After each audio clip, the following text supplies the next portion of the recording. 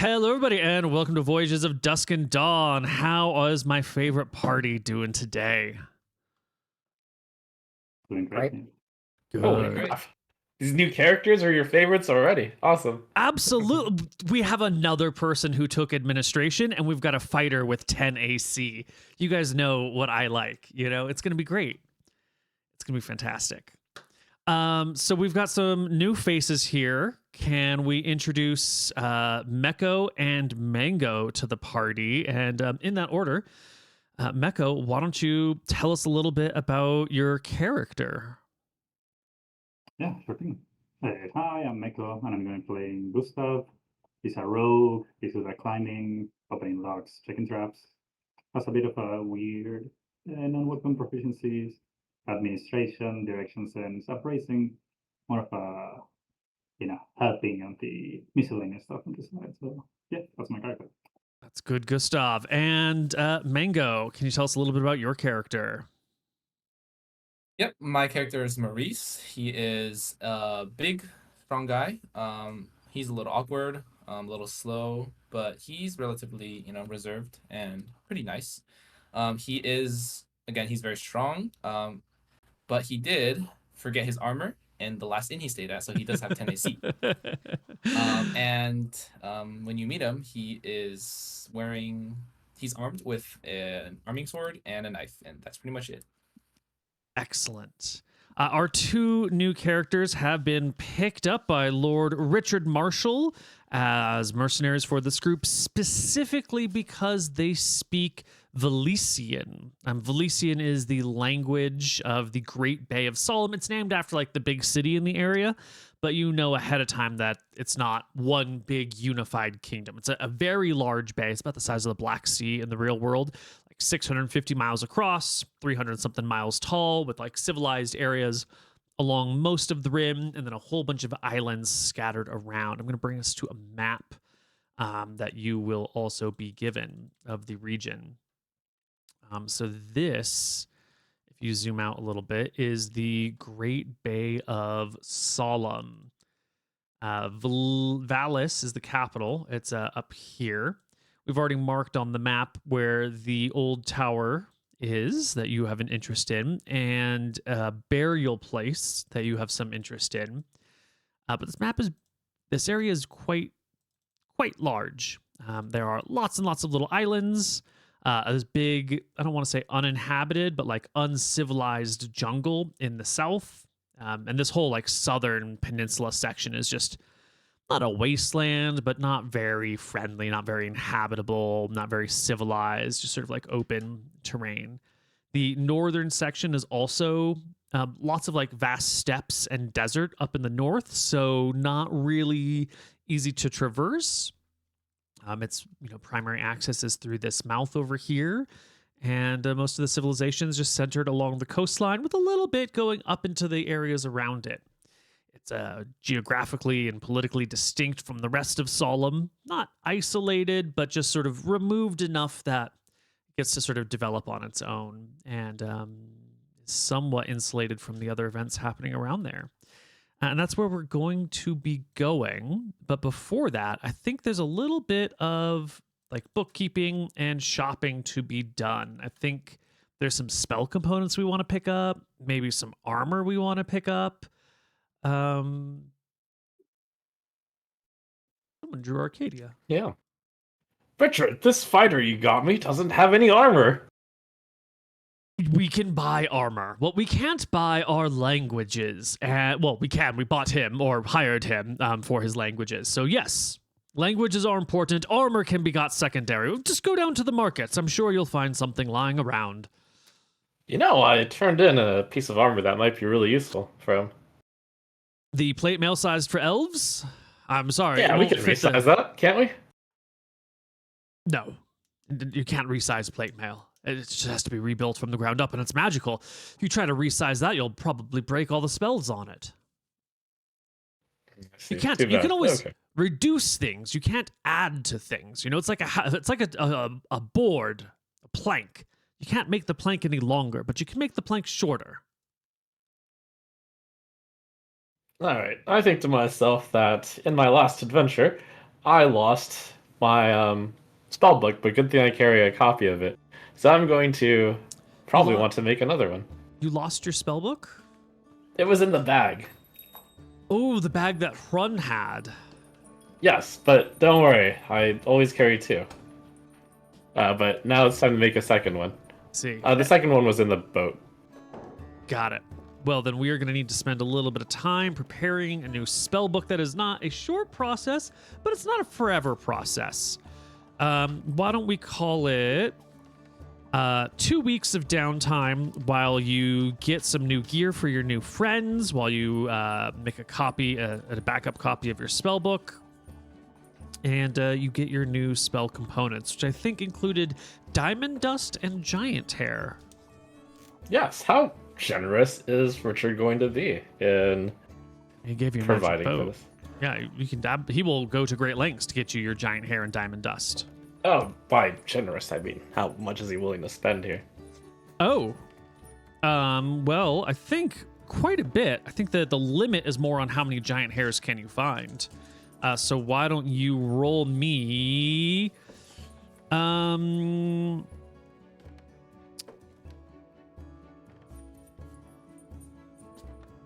46.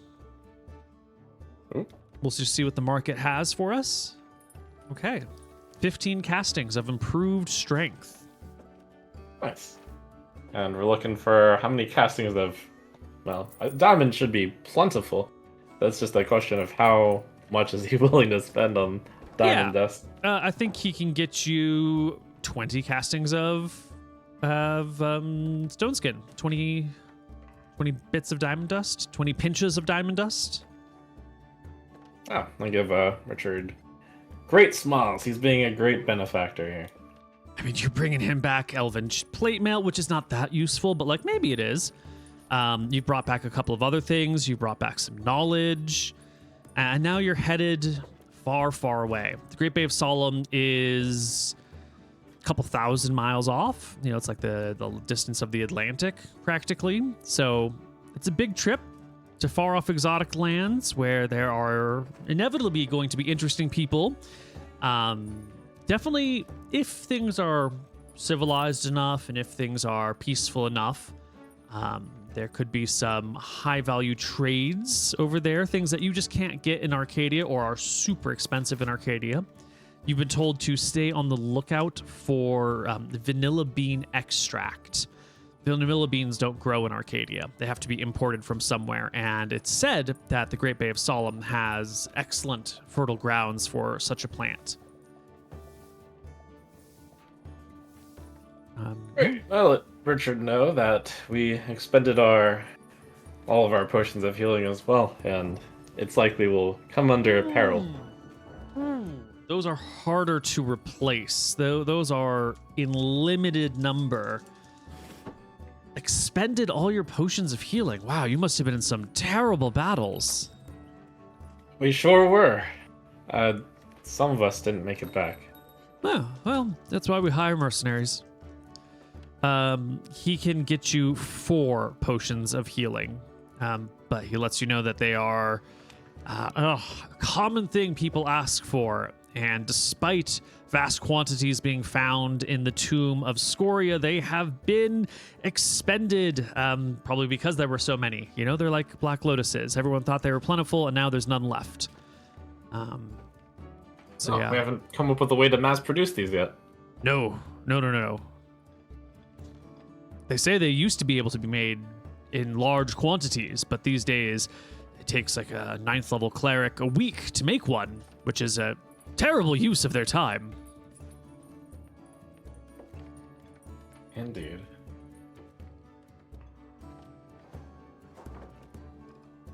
Okay. Well, we've got our new party. We've got some downtime.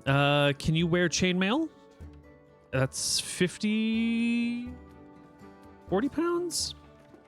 That's some decent armor. That'll give you AC 15. Are you talking to me? Yes, I am talking to the mango. Yes, I can wear a chainmail. Great. How much does chainmail weigh? 40 pounds. Okay. What was the expected travel length to Solumn? It is 2 months in your boat. Plus or minus, according to winds and storms and blah, blah, blah. Okay, what is the fair wage that that Richard is paying these guys? Or Richard has said I'll be paying those guys. So far, the going rate has been 100 GP a month, and you've been given 1,000 gold to manage these things, but 2 months for 3 people at 100 GP each is a lot of money for just sitting on a boat not doing anything. And then if they survive, you got to pay that on the way back, and all of a sudden that's like 1,200 gold just for travel times. That's getting very expensive. Certainly a discount rate during the 4 months of travel, assuming we go back and forth. You wanna tell your party that they're gonna get their pay docked? Well, Richard can let the 2 know. I'll let Theo know. I think he'll understand. It is a 4-month journey. There shouldn't be that much danger. Sounds very sensible, Captain. The 2 new folks, guess you're gonna get paid half wages during your travel time, and then 100 GP a month once you get to the Great Bay. Is that acceptable? Well, how about half wages before we go and half after we come back for the travel time? We might just die on the way there. There are sea monsters and dangerous creatures in the way, so I'm just saying. You want sorry, all the gold. Full wages on the way there, half wages on the way back? No, we get paid upfront and after, but not during the travel. Well, how can 2 months. How can I pay you up front when I don't know how long you'll be gone for? Oh, it's 2-month travel. Well, there, but are you going to be there a week? Are you going to be there a year? I don't know. I would hate to shortchange you or overpay you. Half upfront and half after for the travel time only, and then months away during the adventure. Excellent. Would you like me to hold on to that half that I'm paying you up front so you don't have to haul around hundreds of pieces of gold or silver, which could weigh you down on your journey? I'd be more than happy to keep it in a safety deposit box for you here. I'll give you the remaining gold I don't spend before we go. Excellent, and I'll hold on to that for you. Let me just make a note here. 2 months of travel time there and back, so 400 gold owed to Gustav. Excellent. Gustav. Excellent. And will that work for you as well, Mr. Maurice? Of course. Maurice thinks to himself that he's getting paid 50 or 100 gold just sitting on a boat for a month, and he thinks that he's getting like this insanely good deal, and he thinks that like am I like ripping these people off? I'm just sitting on a boat. So he quietly, meekly says, yes, this is agreeable. Excellent. And then Vincent, you'll take care of their wages while you're abroad. Yes. Well, kind of on your behalf. I'll need to refill the coffers here. Of course. I can help you refill those without any problem. Money is in no short supply. It's the potions and some of the magic items that we're quite desperate for. Yes. Excellent. Well, now that that's all taken care of, is there anything else I can get you before you head back out? Spyglass? Spyglass.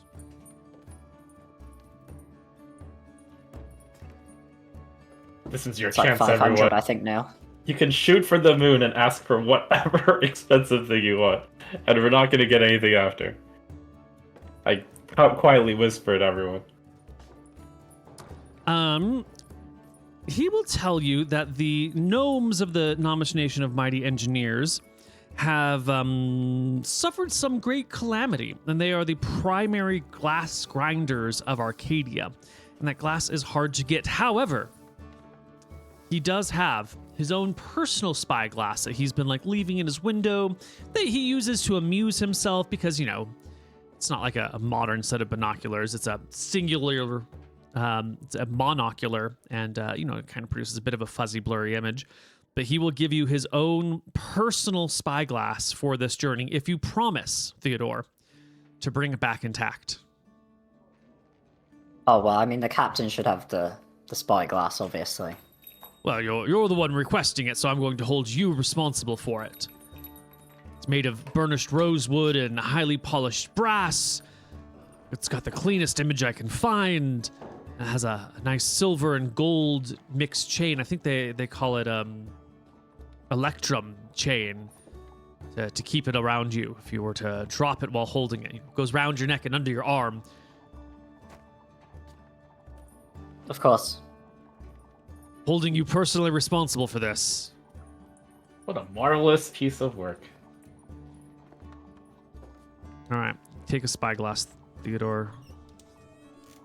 I'm putting on the boat sheet. Right. All right. Oh, yeah. I May I handed. get leather armor for my limbs? I see I don't have any. I did Yes. hand Richard 10 cloaks of Elvenkind last time, which means we Yes. kept 2 for our new expected party members. Excellent. Everyone has a cloak of elven kind, highly effective in natural environments when you're standing still. Not super useful when you're moving, but kind of useful. I think as we discussed last time, you have to kind of, it covers you. So if you're looking at someone and the hood is not covering your face, then it's less useful. But great when you're needing to stand still and blend in with the natural environment. Fantastic for that. How much does the cloak weigh? It's just part of your regular clothes. You don't have to count it. Just do note it on your sheet, though. All right, and during Richard's refilling of coffers in the gold, I drop him off something around the tune of 1,900 silver. Splendid.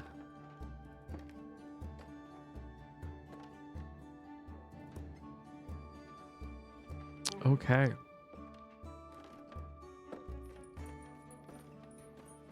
Well. I think we're set. I give the crew one last talk. We're going to... There's not going to be anything we're going to be able to purchase out there. If you want anything, this is the time. I assume we have rations for the journey. Oh, we have a ton, yeah. Yes, your boat is filled with rations and water. I'll get I don't know. Do we have a deck of cards or entertainment on the boat? Yep. Yeah, that's a great idea. Yes, please add 1 deck of cards to your character sheet. Or 2. We've got one on the boat sheet. Your marked cards from Lynn? No, it just says deck of cards. I think marked cards. None of us know that it's marked. Yeah, that's true. Okay, sounds like there are no more. You got your leather armor, right? Yes, sir. Alrighty. Let us set out then. I'm removing the short swords that we gave to Richard and the Yep. remaining Cloaks. cloaks of Elvenkind we gave them to him. Yep, very good. Okay, removed. Theo, we might have someone stronger than you, but I have Yep. replaced my bag that you can hold or we can entrust to the new fighter.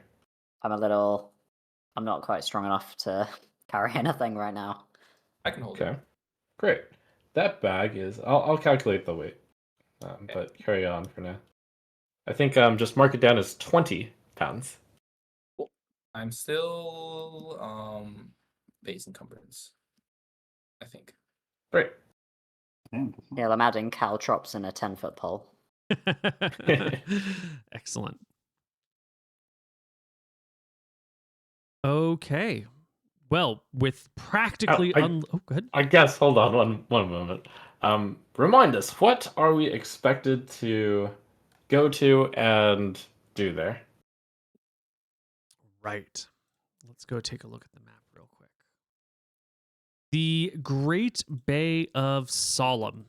It has one of these wizard towers created during the Age of Ferris. You have had some visions or some memories of someone being buried up here. And I think there is a man here, a sage that you are also interested in, who has spent his life researching the Archmage Ferris. He's supposed to live somewhere in this area around here, but you're not certain exactly where. Did you get his name at some point? Does anyone remember? I don't remember marking down the name. That would be useful. Is that the... What is that, the pink X there? The pink X is supposed to be where the tower is. One of these 9 towers of Ferris, of great sorcery, of high sorcery, of magic. One of these great learning centers. Okay. It's supposed to be here.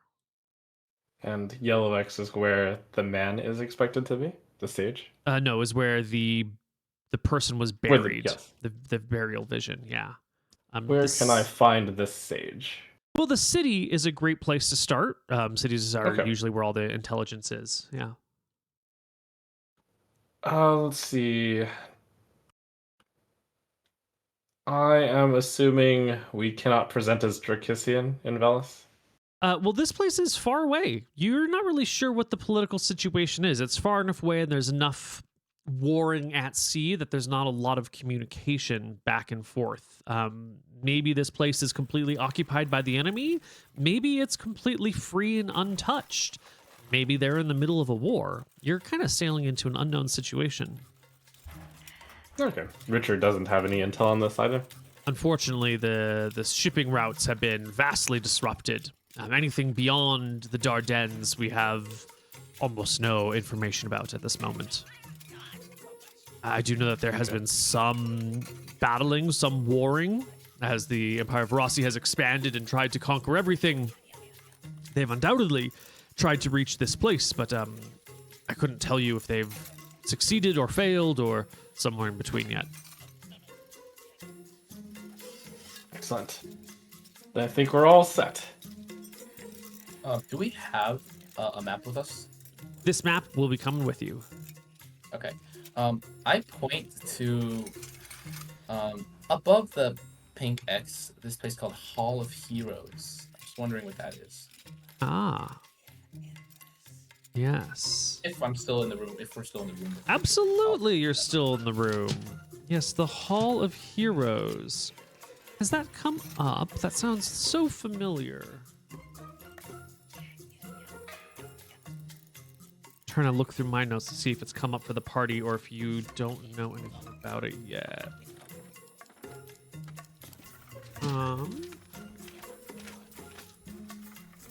Yeah, I think you point at this spot on the map and ask what it is, and Lord Marshall looks to you guys and says, I don't know. This is a copy of a map. I've had an assistant redraw it and translate the names as best as he can. Not all of them have been translated. This Ul, for example, maybe it just means Ul, maybe it means something else. Hall of Heroes is the translation of this place, and I noticed there are no roads that go there, so I'm not certain. Could be an ancient landmark, maybe a burial ground of some kind, maybe an abandoned city or an old fortress, maybe a temple. I don't know. Well, that could be a good place to start if we don't have any leads. Good thinking. I've always suspected Richard knows this, and I think returning with a bunch of loot is a good time to ask him. It hasn't come up in previous conversation yet, and it's kind of related to where we're going. Now, I don't suppose you know where that flying magic tower is, Richard. The flying magic tower. Oh, you mean the airship, as they call it. Yeah, the airship.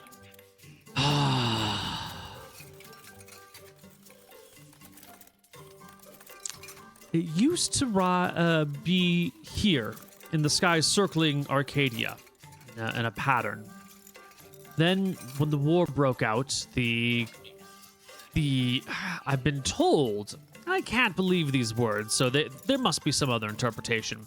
But I've been told that the undead liches that run it, and again, I cannot stress this enough, I do not believe it is manned by undead liches. Those are evil creatures. They would not run a citadel in the sky that is open to all who can find it. It cannot be the truth, but that is what I have been told. that those creatures moved it elsewhere. Now, where to? I could not say. I've been told that the only thing that bars passage to the place itself is the ability to find it and enter it. And it's that there are no other requisites. There are no guards, no passwords, no keys, no invitations that must be given out. That is simply there for those who find it. I suspect that if they have left war-torn lands, it must be somewhere that is relatively safe from war and near some section of civilization where it's meant for people to be, it's meant to be found by those who can. So I would imagine a safe yet civilized space. If it travels roughly the route of Arcadia, I doubt it would be over a tiny island in the middle of the ocean, but I couldn't say for certain. Fascinating, thank you. And is Richard the one providing us a lead towards the Sage in Venice? No, you heard that. Where did you hear that? I'm having a hard time remembering where you picked up that information.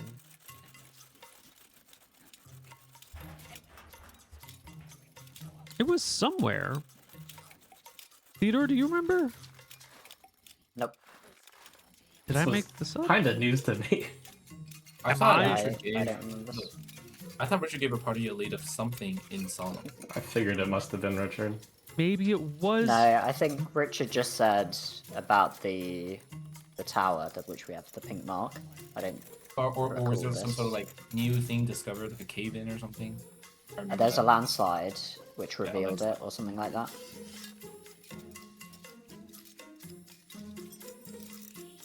A landslide? Yeah. Which revealed what? I'm sorry. I guess it's been for those of you who are watching this VOD, it's been a month since we played, and I think a landslide revealed that a tower was there, or something was there. no, the Or like tower's some- tower's been there a long time.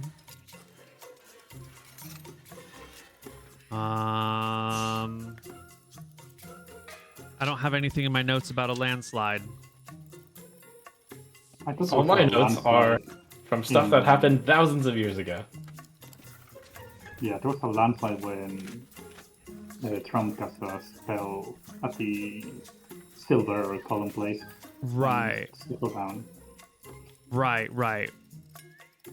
That was the memory of the landslide in the place with all the orcs in Wexland.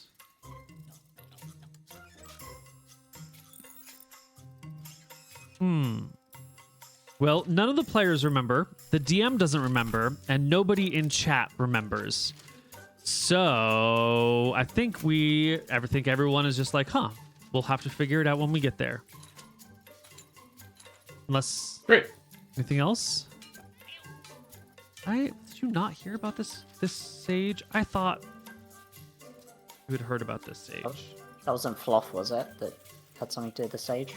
I thought both campaigns heard about this sage. Or maybe Maybe like Vincent's wizard friends. You remember you met the like Drakistian wizards before Yeah. the Drakus Empire got kicked out of the Dardanelles? Maybe it was one of them. I don't know. I actually think this was supposed to be a clue you were going to find from the prisoner that you didn't talk to in Wexland. Well, I guess Richard Marshall's telling you that apparently there's a sage out there that you should go talk to. I think this was just supposed to be a clue from the person you didn't talk to, and now I've just spoiled it. But that's fine. It's fine. It's now a plot point. Lord Marshall has heard that there is a sage out there somewhere, probably in Valis, the capital, well, the largest city in the region, that has made it his life's work to uncover the full story and legend of Arkferis. Ah, that would be very useful. Do you know of their name and more details of where to possibly track them down?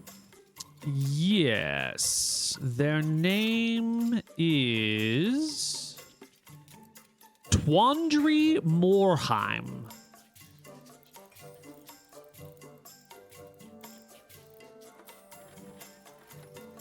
And a recent landslide in the Great Bay of Solumn has revealed an ancient dwarven structure. It lies near one of the towers of wizardry created by Ferris during the height of his empire in the cities of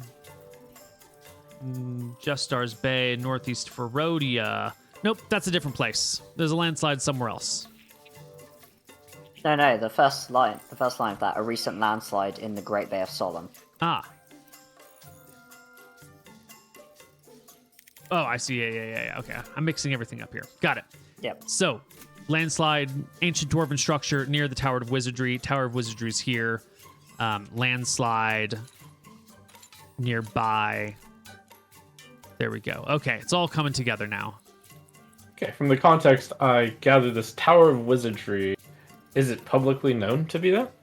Yes. Yeah, these are important ancient structures that have been around for a few thousand years. Basically, everybody in the area should know about it. You should be able to ask any Tom, Dick, or Harry on the road, and they'll know the rough location. Okay, great. Okay. Excellent. Ready, party? Yep.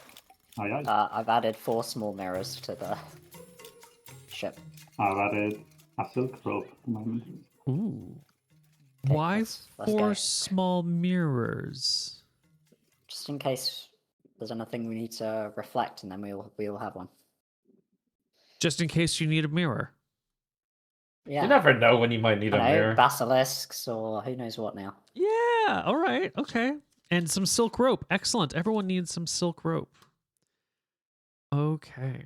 Let us set out to sea then. Our party can get in their boat and take off for the many months, 2 months-ish journey to Solumn. Why don't we take a short break right now, and we'll come back on the other side of our short break, and we'll see what happens in the sea, or we'll see what happens when we get there, if it's a boring adventure, if it's a boring journey. So catch you on the other side of our... Hello, everybody, and welcome back to Voyages of Dusk and Dawn. We are arriving into the Great Bay of Solumn. Your journey across the sea is fine. It's fair. There's not really a lot happening as you come across. Yeah, we However, play cards. oh yeah, you can play cards. It's as you arrive in the Great Bay, though, that things immediately appear to be not going so well for the folks here, and I guess for you by extension, or maybe I don't know.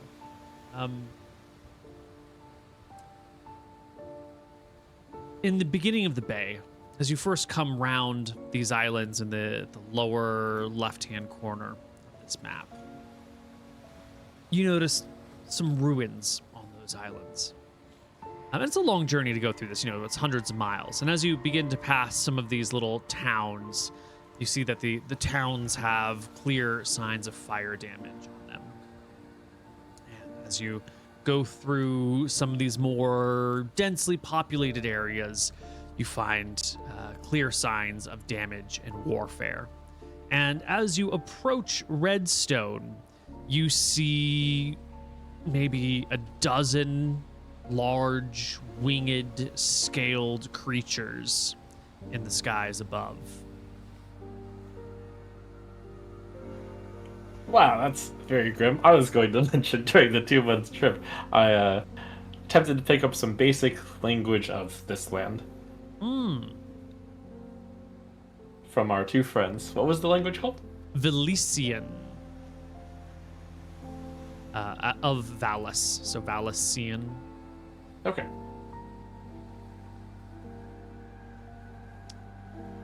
I look at these winged creatures, and I mutter to myself, I hope that is not what I think it is. Yes. Are these winged creatures big? Some of them are very, very large.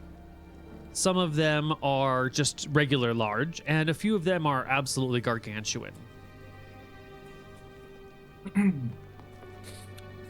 Does it look like if we sailed into Redstone Port, they would notice us? Or is that, like, are they just right over Redstone? There are many boats out in the water around you. Not necessarily right next to you, but you see fishing boats and other little commerce boats traversing the bay. So they'll probably see you, but it appears that other people are moving in and around this area. It's actually quite filled with sea vessels, all displaying bright, colorful flags of varying kinds. Okay.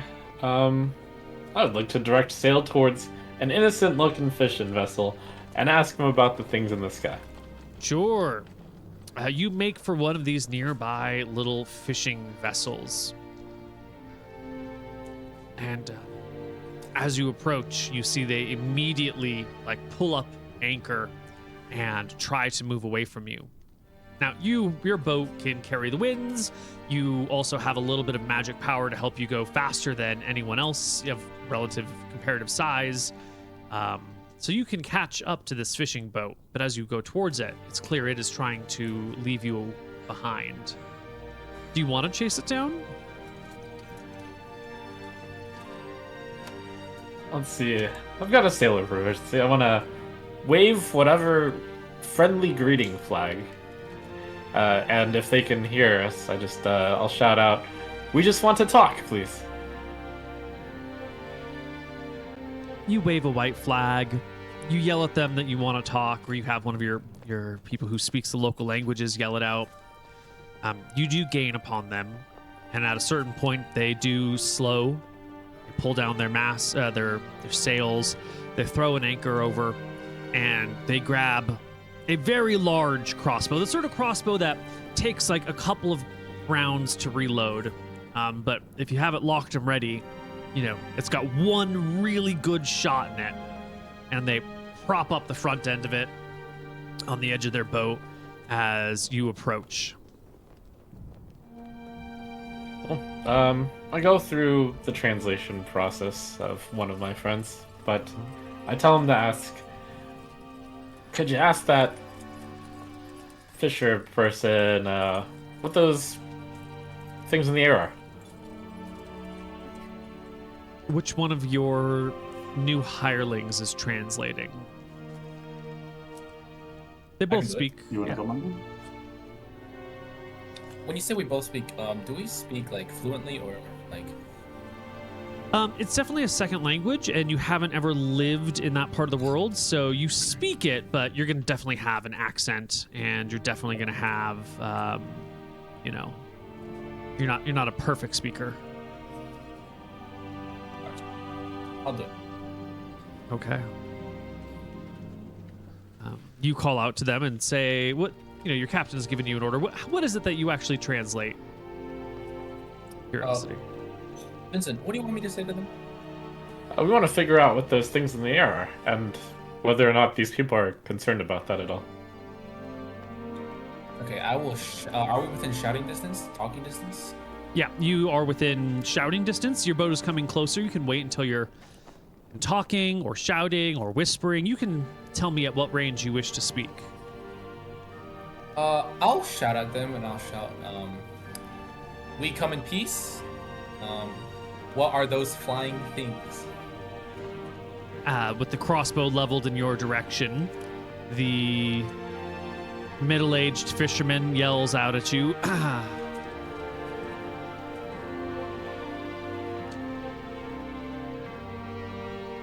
"They're the bronze dragons! The dragons of Valis! Who are you? Are you pirates? I'm a good shot!" I tell Vincent, he says those are the bronze dragons of Valis, and he is warning us and saying that he might shoot us, and he has a good shot. You can let him know that we're far-off travelers from Drekis. And I think to myself, is it public knowledge what color gold dragon implies? Yeah, gold, bronze, brass, copper, and silver are all generally good dragons. Generally good. That means, they don't conquer for the sake of conquest. Some of them will actively protect people. They're good dragons, but they're still, large beasts. They're dangerous. They're highly intelligent. They can cast spells. They can fly. They can breathe fire or poison gas or sleep gas or lightning bolts or, frost. Good dragons generally don't attack people for no reason and try and loot their bodies. Okay, great. Generally speaking, yeah. Yeah, we're people from Drekis. We're here to visit Valis. I shout, we are from Drekis. We mean no harm. We are tourists. You picked a hell of a spot to do your touring. Valis is over that way. I relate to Vincent that Valis is over that way, wherever he pointed. All right. Anything else? That's about it. I just was concerned about the flying things, but apparently that's normal. Should we ask that if they might attack us? Or... I'm sure they won't. I give a friendly wave. As your I boat, shout, thank you. yeah, as you clearly try to go to move away, he, lowers the back end of his crossbow and gives you a semi-friendly wave in response. But the fear of this character, of this fisherman, is palpable. He's not used to being approached on the water, clearly. I think about the size of the crossbow that gentleman had. Did it look like that's perhaps against like a giant sea monster? Maybe. It's... Are we talking about like a normal crossbow or like a very, very large crossbow? Crossbows, they come in like small, the hand crossbows, light crossbows, heavy crossbows. This is on the heavy side of things. Yeah. Oh, okay. I was getting the almost like a ballista vibe. No, okay, not quite ballista, but definitely like a large crossbow, weighs probably like 10 pounds. You need both your hands to use it. You need to like attach a crank to it to crank it back up. So it's a multi-round to reload thing. Okay. I mutter to myself, that's a pretty good idea for the ship crossbow. Well, party. You can head toward Redstone Port. There is a river that leads beyond it and heads up towards Valis. Redstone Port itself has recently built palisade walls around the town, and then there's a gap, and then there's old stone walls that have seen better days. There are brightly colored flags flying and whipping in the wind that blows along the coastline. There's the normal smoke of cities and campfires and smithies and houses burning within the town rising above. Quite a lot of fires, actually. It doesn't look like the town's on fire, but it looks like there's some sort of industry going on here that sort of makes the air around it dark and sooty. Okay. How many days travel from river does it look like port is from Valis? Yeah, you can pull out your compass and use the scale on the map to sort of figure out, it's about 20 miles upriver to Valis. Going upriver is a much, much slower task. Your boat can do it, but 20 miles up the river is probably, a day or so.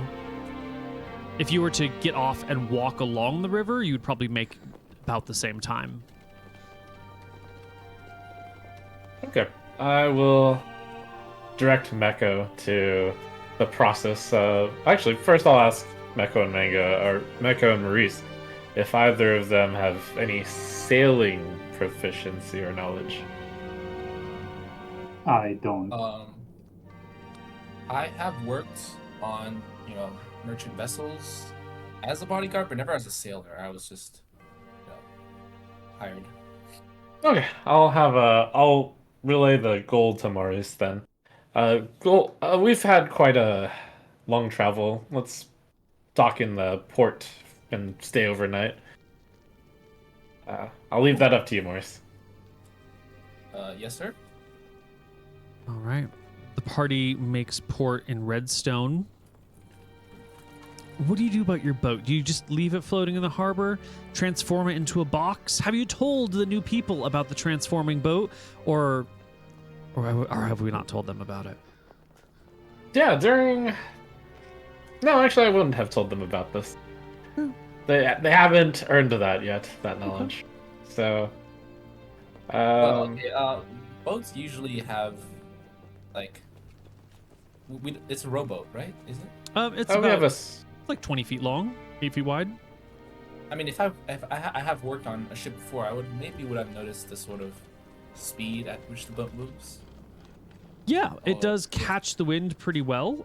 It's a small, light boat. Must have a shallow draft. It clips through the water at a very lovely speed. Cool. Well, I don't say anything, so. Yeah, I'll just let Maurice know. Take a look around. Decide for yourself whether or not this is a safe place to leave our boat. And I'll also gauge that. Yeah. As you get to the dock, you can see that there is a place where boats can pull up. This little harbory area is separate from where the walls are. So you would there's a little harbor zone, and then you would go uphill slightly to go through the palisade wall and then the curtain stone wall beyond.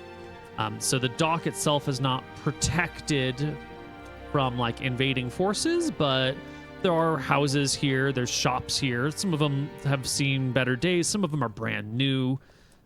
There's wooden piers that stick out. Maybe 24 vessels are docked at these places, and a whole bunch of other ships are still out at sea. Okay. Are there boats being left unattended here? You see most of the boats have someone on them, working on them, as is typical, people whose livelihoods are their boats and ships tend to spend a lot of time on them. But you do notice a few vessels with no one apparently on them. They could be down in the hold or in a cabin. But there are ships that don't have anyone on the surface. Here. I'll give Maurice an appropriate amount of money that I think a normal dock fee is. Yeah, like a gold a day is a pretty good for a vessel, would be a high rate. So that should be. Okay, I'll give Maurice 1 gold. I now have 1 gold total. Excellent. Well, you've got hundreds of gold waiting for you back in Drekis. Hundreds. We pull on in. All right. You find a spot. You pull the boat up to it. You can see that there are some dock guards, people in leather armor with spears and shields. There is a armored harbor master who's got a breastplate with chainmail and a sword at their side, and a little squire following them around with a shield, and they've got a big feathered cap. And as your boat pulls up to an appropriate spot, the harbor master with their little squire and a pair of guards walks down the planks towards you. And we'll speak to you in Valesian, which one of your 2 friends can translate, saying, "Stranger, welcome to Redstone. There are docking fees and questions we must ask of you. Are you ready to submit to questioning?" Yes, sir. Are we still on the boat, and are they on the dock? Yeah, you've you're arriving on the boat. You kind of pull up to the dock and you throw ropes over to lash yourself and bring yourself all the way up to it. And it's during that process that they arrive. Yeah, I'll have let Maurice and Meko know that it's okay to let everyone know we're from Drekis. We are merchants. Well, I give a sort of polite bow and say, of course. Where is it that you are from? I give a little look to Meko and I say, we're from Arcadia. That's very far away. Give a nod. Do you bring with you any witches, warlocks, sorcerers, magicians, dark dealing, people with dark dealings and devilish tendencies? No, we are tourists and we are merchants. We wish to stay in Redstone for about a week. Mm-hmm. For now. Sir. Are you here to sell things, or are you here to buy things, or both? Both. What do you have for sale? That is above my pay grade, sir. Who My among captain. these knows these answers? Well, good Oh. sir, we have come from Rodrigues in order to find vanilla bean extract. I heard it's something that you can find in this land, and we wish to chart a new trade route. Excellent. That is one of the things we have a great amount of. The southern coast produces some of the finest vanilla in the land, although it is processed here in Redstone and Belwick. You can find plenty of people, and he points down the pier, who will trade in that. Did you bring anything to sell? I'll look around now. Speak to Vincent. Vincent, do you have anything trade goods to sell here? We brought lots of money.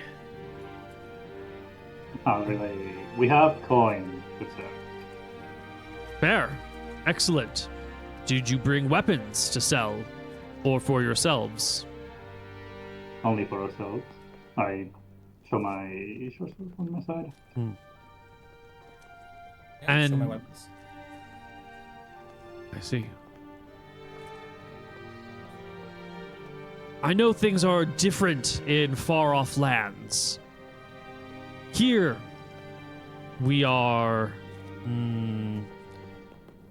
adverse to the presence of witches and warlocks and those who dwell or deal in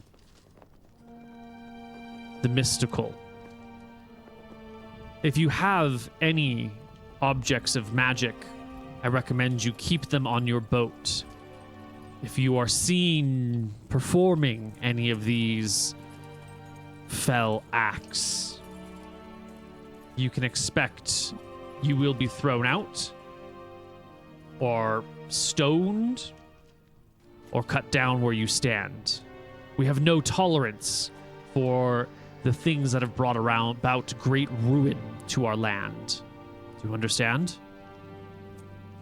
Yes. Thank you for Yes, the sir. warning.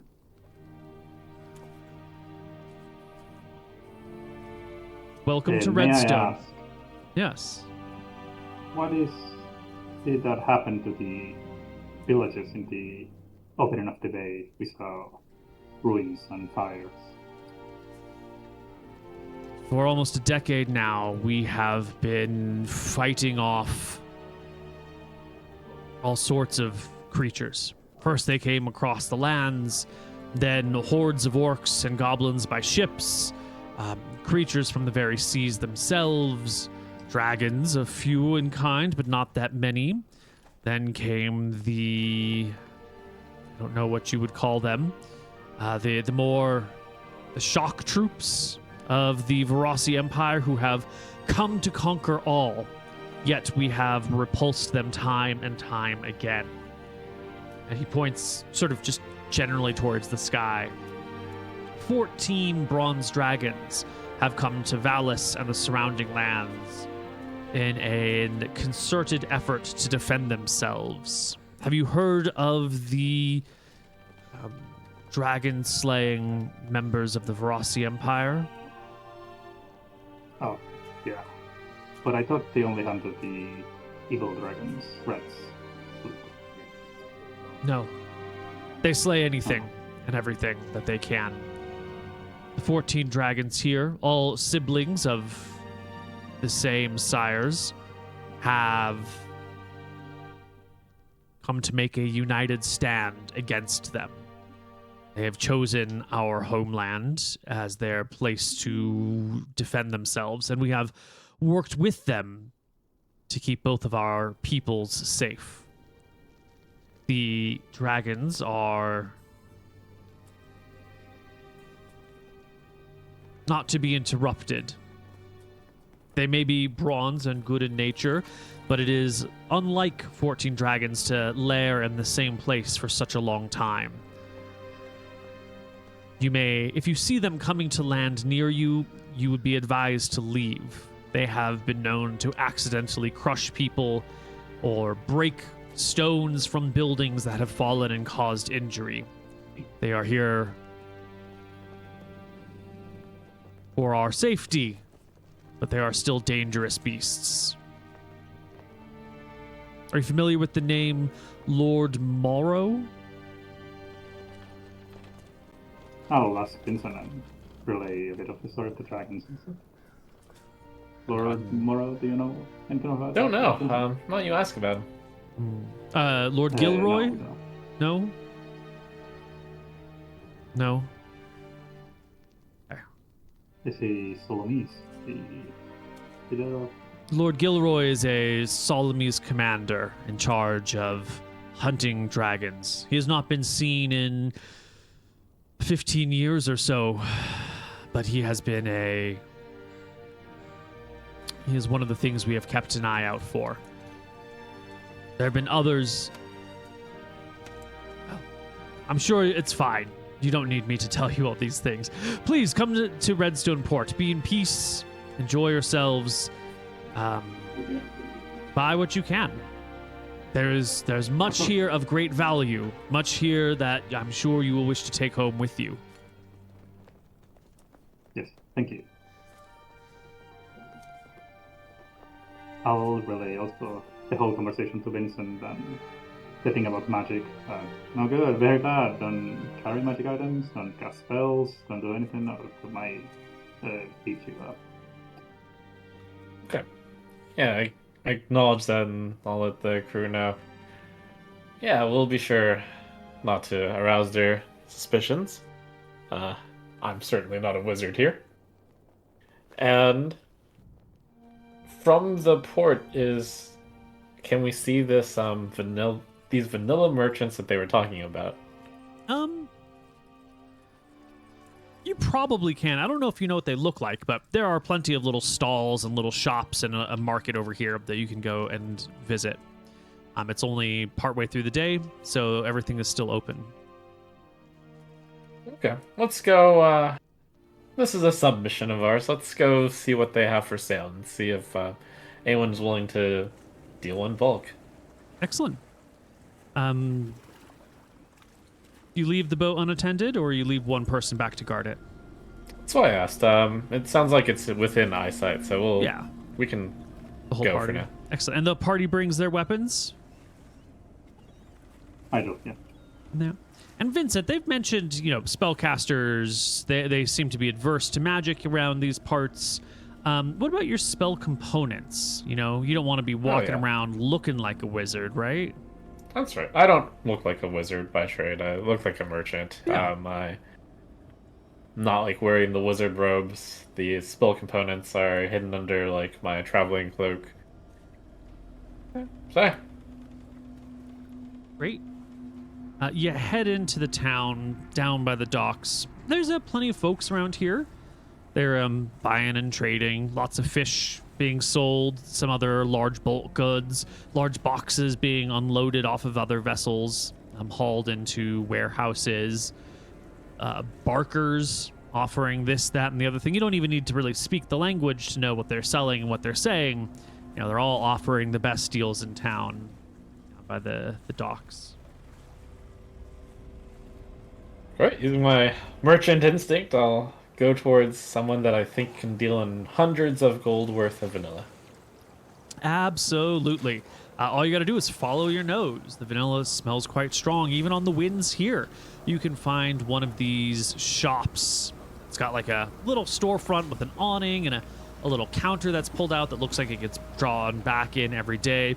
And there's a bunch of, long curved bean-shaped things with dark ruddy hues tied up on a string, and a whole bunch of little jars made out of glass with a fluid in it. And, he's yelling this, that, and the other thing. And the people who speak Valicese can hear that he's saying, vanilla, vanilla, come and get it. Best vanilla in all of the bay.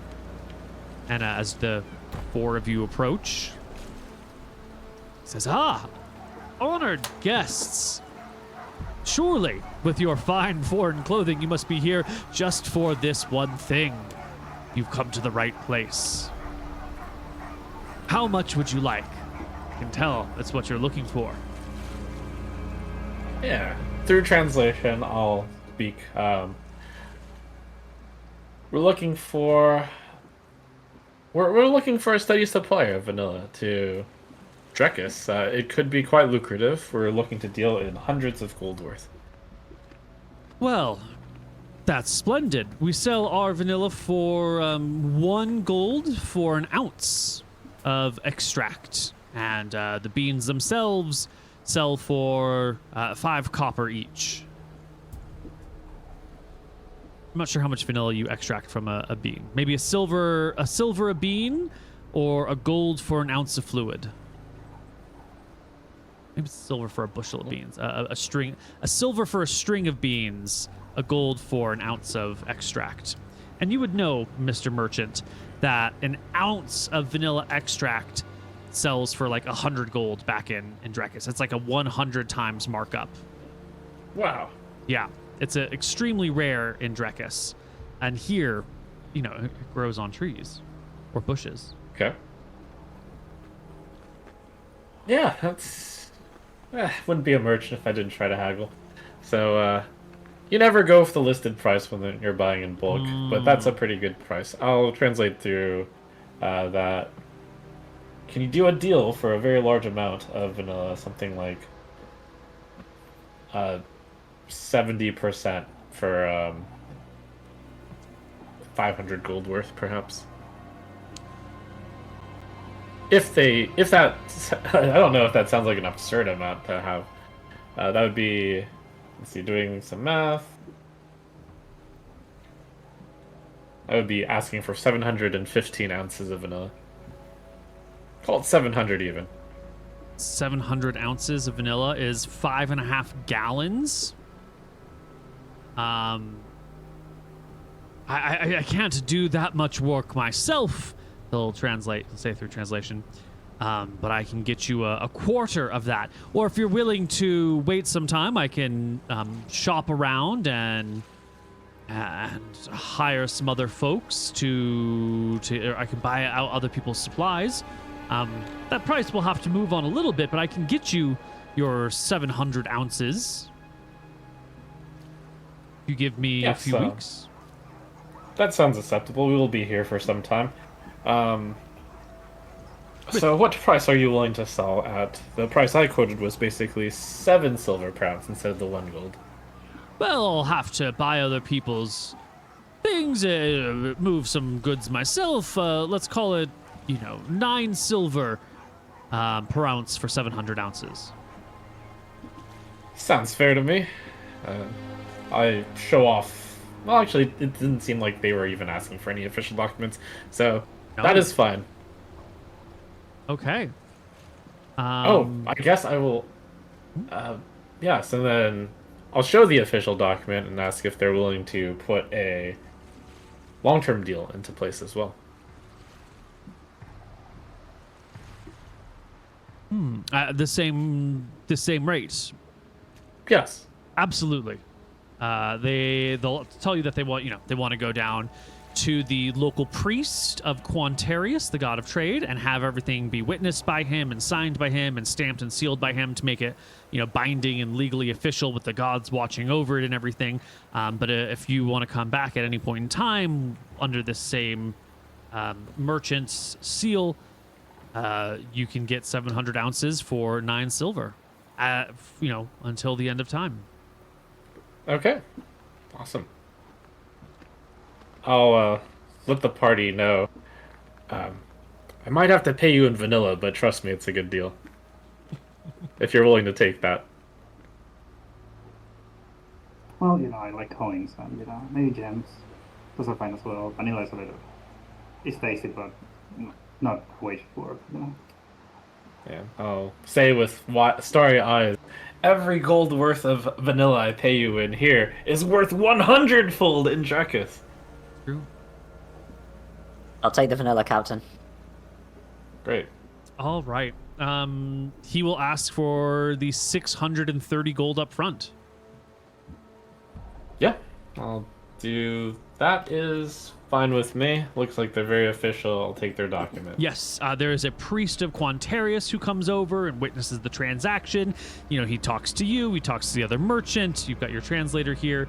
The priest of Quantarius actually does speak a little bit of like Dracissian, Eridonian, that sort of Arcadian languages. It's very thick. It's like translating Portuguese to Spanish. They're close, but not perfect. Yeah,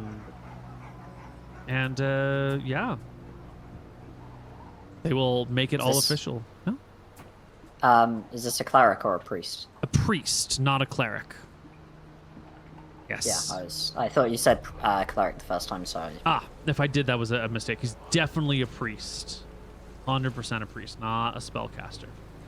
And he'll sign and stamp and seal. And by that time, the sun is beginning to set here on July 4th. 4th day of summer in the Great Bay of Solumn. As the sun does begin to go down, you can see that the shops are packing up pretty early. Everyone's pulling everything inside and shutting like large wooden doors that lock everything up. You can see the boats in the harbor pull down all of their sails. They draw on all of their supplies and everything. And you'll notice that everyone really battens down their vessels. And people that have we call them like the little houses on the little cabins on top of the decks. Like people go into their cabins and shut them. No one's lounging around on top of their boats as the sun goes down. No one's spending an evening out among the stars. As the sun begins to set, everybody retreats inside some form of safety. Interesting. Well, we'll rest overnight at our boat as well. Okay. You rest in your boat.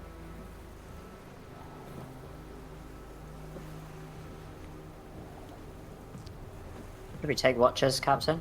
Or do you think it's safe enough? These people seem like they're on high alert, but we're in a pretty heavily defended city. I won't be losing any sleep over it. Feel free to set up a watch if you want. What do you think, Gustav? I think it's dangerous to be outside the cabin at night. There might be sea creatures that come up. Stuff, so I think that if we all just bunker down and we take watches inside the cabin.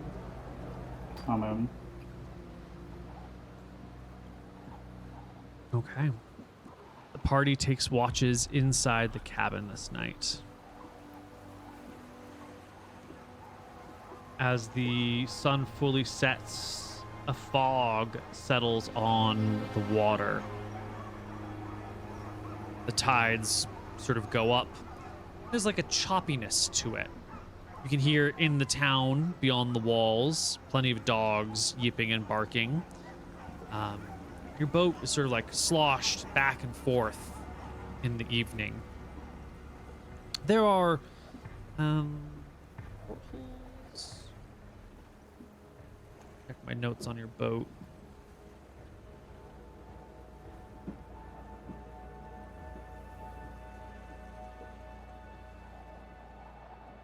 Yeah, you have some windows that run along the side of your little inside zone.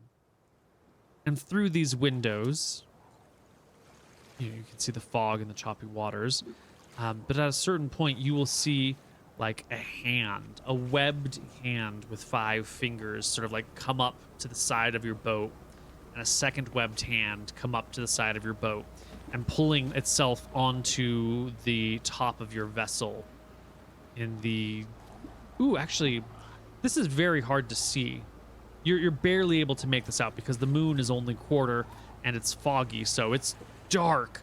You can just sort of like see these hands, and then as like a thicker part of the fog passes in front of you, you lose sight of what it is, and then as that thicker part of the fog moves on, you can see now standing on the deck of your ship is a bipedal, scaled, fish-like humanoid, but it's close to your little cabin, so you're really only seeing its leg from like the knee down, and it like slowly walks along the deck of the ship, the back end of a spear, not dragging but like hovering above the boards.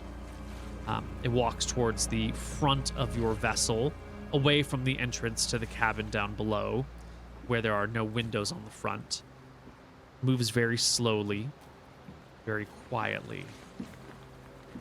And then a few moments later, you just hear a push sound of something jumping into the water.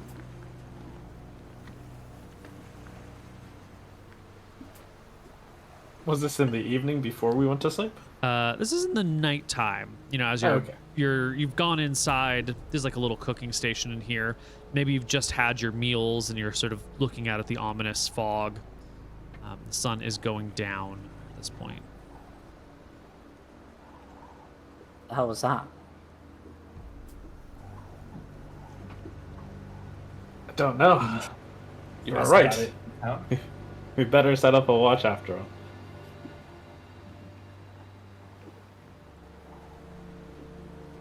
But these people look like they know what they're doing. We stay indoors, maybe they won't bother us. Can I get everybody in the party except for the wizard to roll me a d20?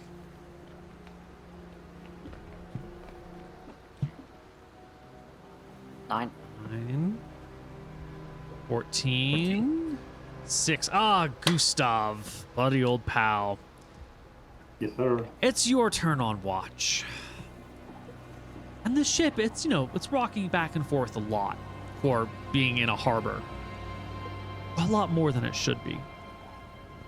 And you saw this weird, scaly fish man-like being come out of the water at some point.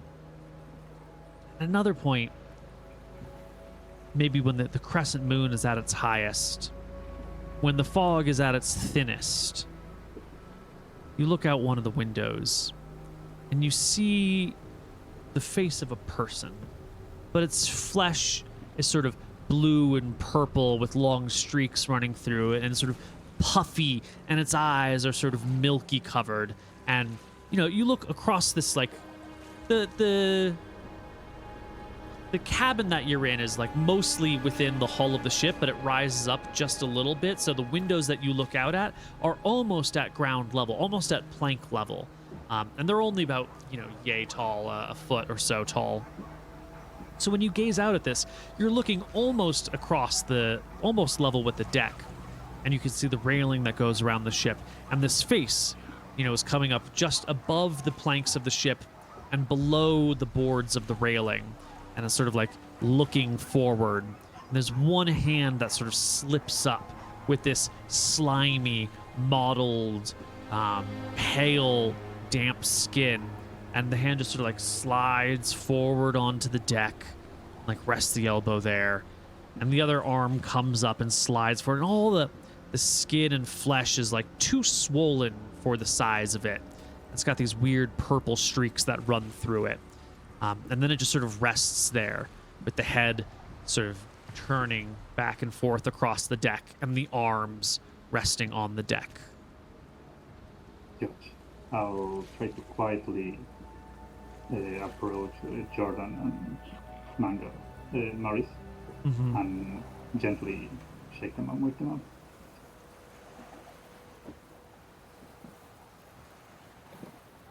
The two of you are awoken to gentle shaking. Guys, What is it? some sort of undead outside.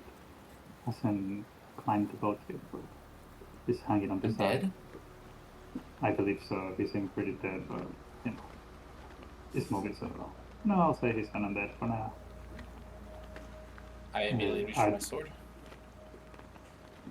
I think if we might stay quiet, we might leave. I didn't want to wake Vincent unless it was important as to not to wake him up. Yeah, I nod at this, put a finger to my lips, and just grab my sword and shield. Yeah. Can we see outside as well? Yeah, you can look through these little windows on either side. Let me see if I can. Do I have a... I have a little page here that helps us understand the presence of the boat.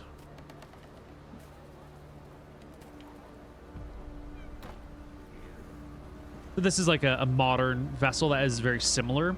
So you can see that where you're here, like you can look out through these narrow windows on the side, and they don't go all the way to the front, but you can see through various spots on the side out to where this thing is just sort of looking. Is it on the side of where the dock is, or? No, it's on the water side, not the dock side. Starboard, not port. Okay. Yeah, I stay quiet. Yeah. Yep. It floats there, arms over the deck, not pulling itself up, not dropping down, and its head turns very slowly left, and then very slowly right.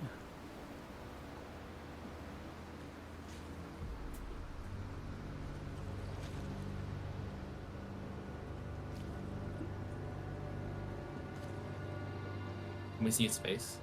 Absolutely. Yeah. Its head is turning, but its eyes have this like white milkiness that you associate with blind people. Its hair is blackish and just sort of pressed to its face. Whatever color its skin originally was is very hard to tell because it's just got this like puffy white, almost like moldy texture to it with blue and purple lines running across it.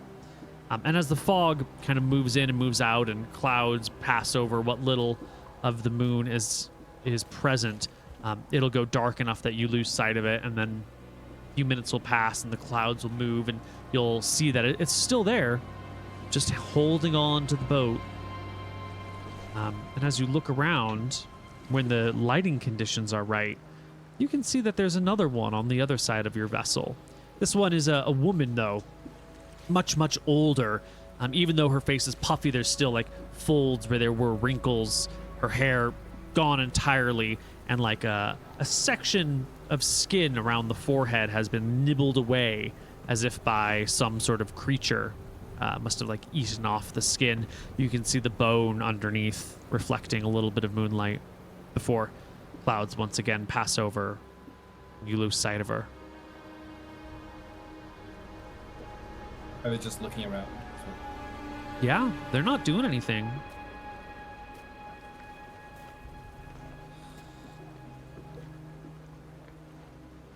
How long was it until the second one showed up?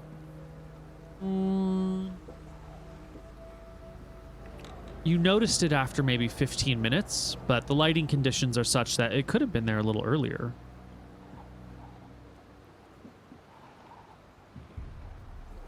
I think we can wait it until daytime. At that point, they should leave.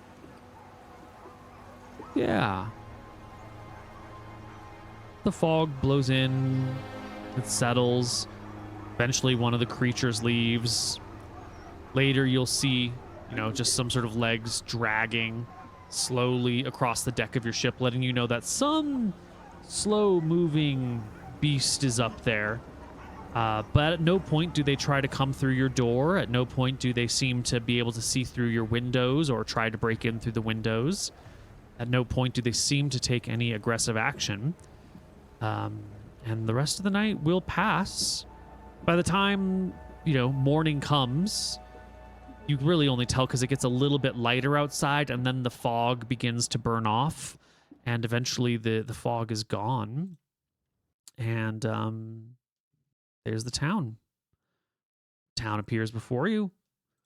And just a gentle wind blowing as shops begin to open and people come on out with brooms and mops and clear out the area around them, set up their shops, and go about their business. Birds, gulls mostly overhead, fly by.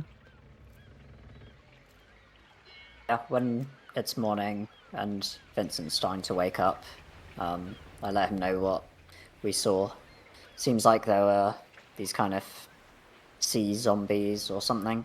They looked undead. They came out of the water, crawled all over the ship, but they didn't do us any harm. I think as long as we stay inside when they come out, we'll be fine.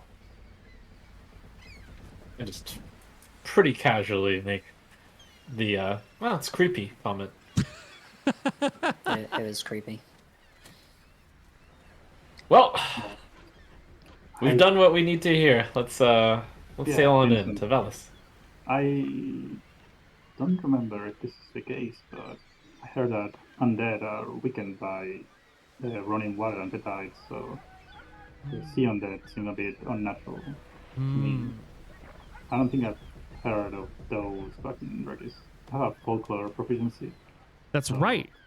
With your folklore proficiency, you know that these days, in the past, not so much, but the undead are damaged by sunlight. Direct sunlight actively burns and destroys the flesh. Running water is supposed to be able to block vampires and all sorts of other undead. Like, they can't necessarily cross a creek without a bridge over it. There's questions about whether or not they could jump over a creek. If skeletons walk into a river, it usually destroys them. Same thing with zombies. Like, good running water usually is quite detrimental to the undead. So, the ocean or the Great Bay, isn't that running water? It's at least salty water. So that there are undead in it is weird. Maybe the bay doesn't count as running water. Maybe it's because it's salty that it's acceptable. Or maybe it's a different sort of undead. Or maybe the conditions here are just right. Or it's a special type of undead that's resistant to this. Or maybe it's only the powerful undead that are damaged by running water. Vampires can't cross it. And it breaks up skeletons rather quickly. But you're right. You're right. This is somewhat unusual. But they're gone in the daytime, so that tracks with what you know. Well, for our breakfast, I'll casually ask Meko about this. Wait a second, I remember there was a time where a vampire let themselves into this hermit's house. We were at those islands. Are they allowed to do that? I think if you give them permission once, they just take that as I can always come in. So maybe the hermit welcome to vampire before. That's my guess. Well, the vampire tricked them. They can charm you. I see. Well, it won't be our problem soon because we'll be going to the river, which is definitely running water. Okay. Up the river? Yep. I casually treat it like this undead in the bay thing is perfectly normal. Yeah. It probably is. No one else seems to be bothered by it, right? Yeah. Okay. Well, up the river we go. Yeah. And as we leave Redstone Port behind, did we you're coming back in a few weeks to get your vanilla, right? Yes. Okay.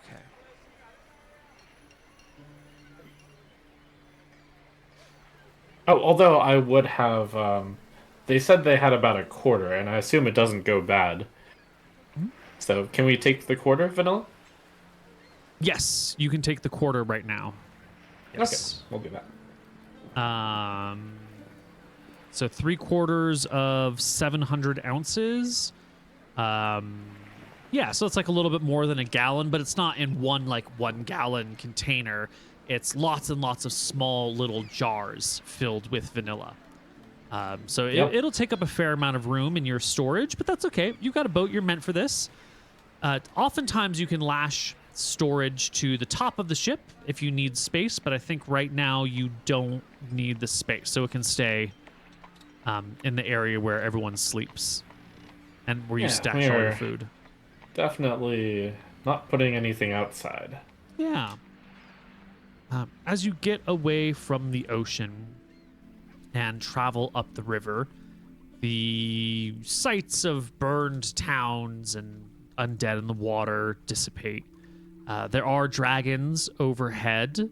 You count 6 of them today, and you can definitely see their bronze scales glinting in the light.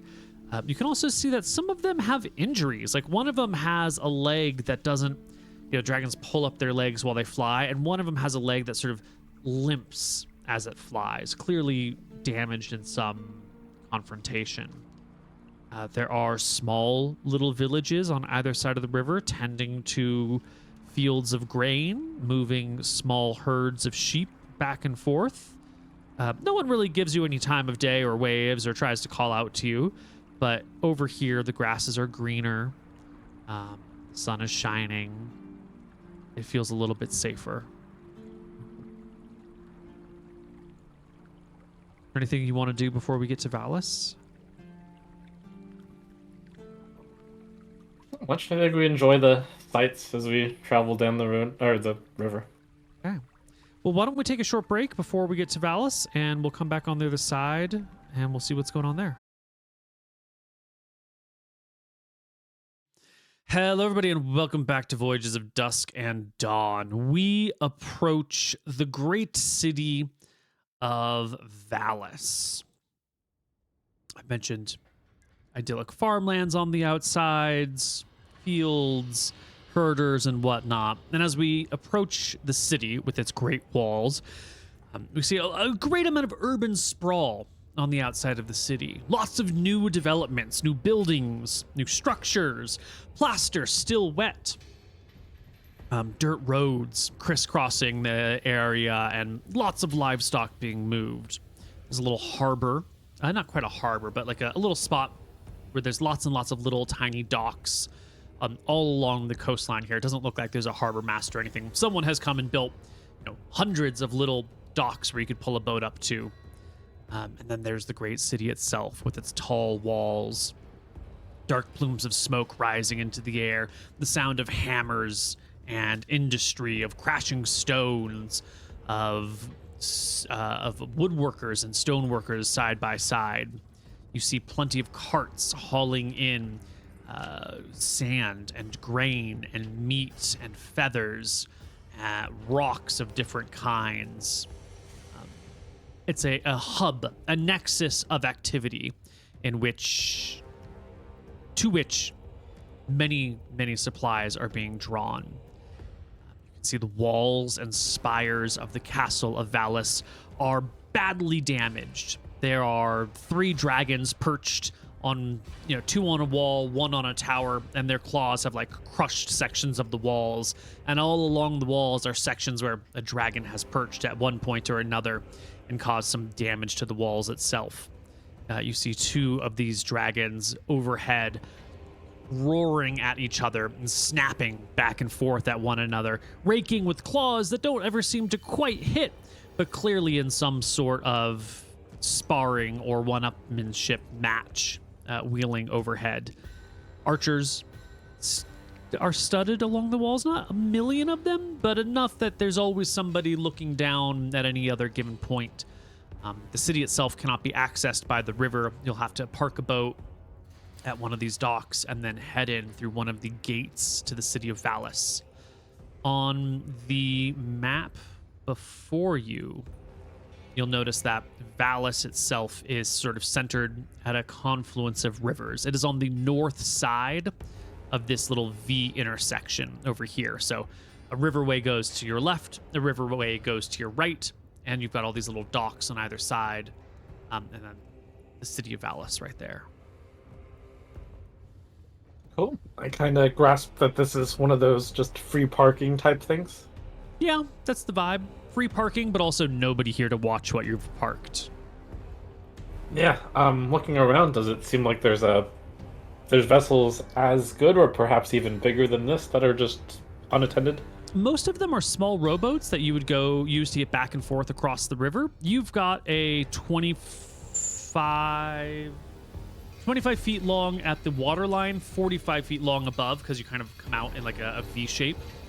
So you probably have the largest vessel around at this moment in time. Maybe not the largest vessel ever, but at this moment, the largest ship. Okay. You described this area as very busy. Is there a place where you could presumably park and no one would be watching? I mean, maybe nobody would be looking at you directly, but you would definitely be within line of sight anywhere along the riverbank. Okay. I sigh, and I look at the crew. This boat is too valuable to be left unattended. Any ideas on how to hide it? And I kind of glance at Theodore. Or do we have to leave someone here?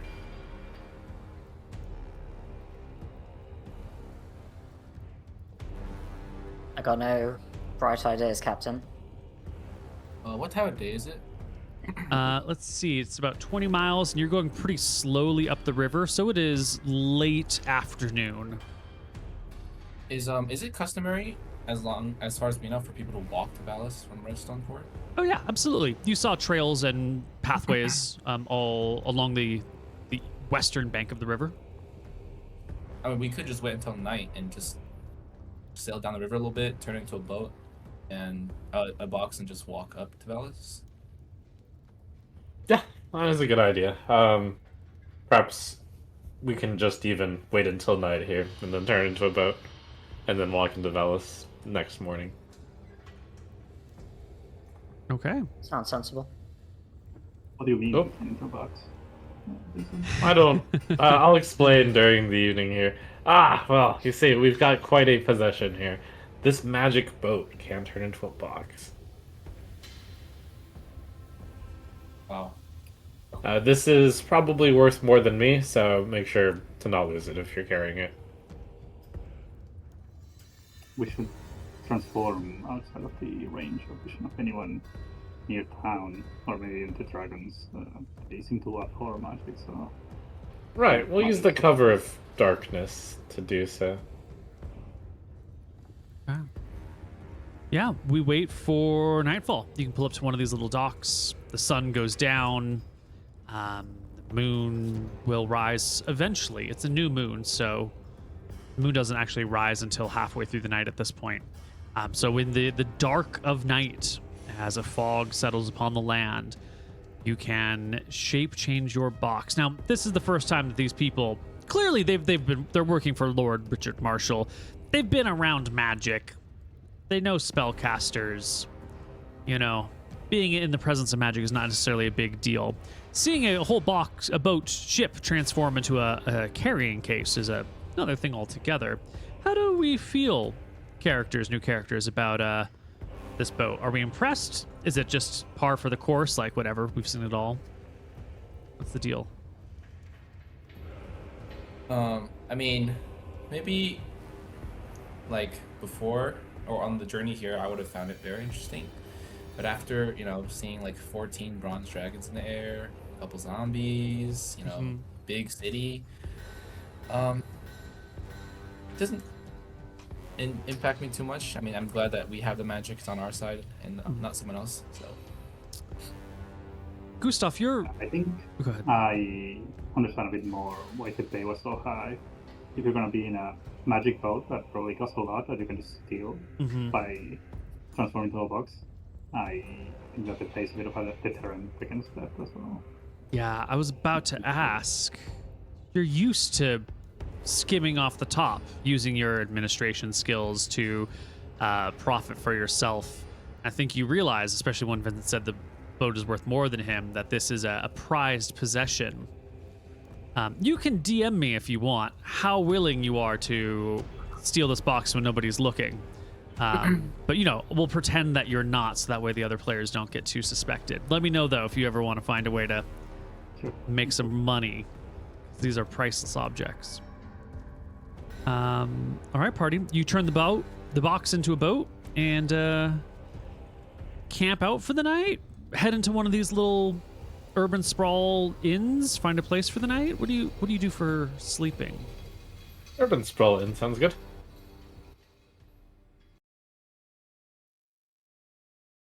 Once you get inside the town, one of these little outlying sections of town, the tavern and inn is actually quite nice.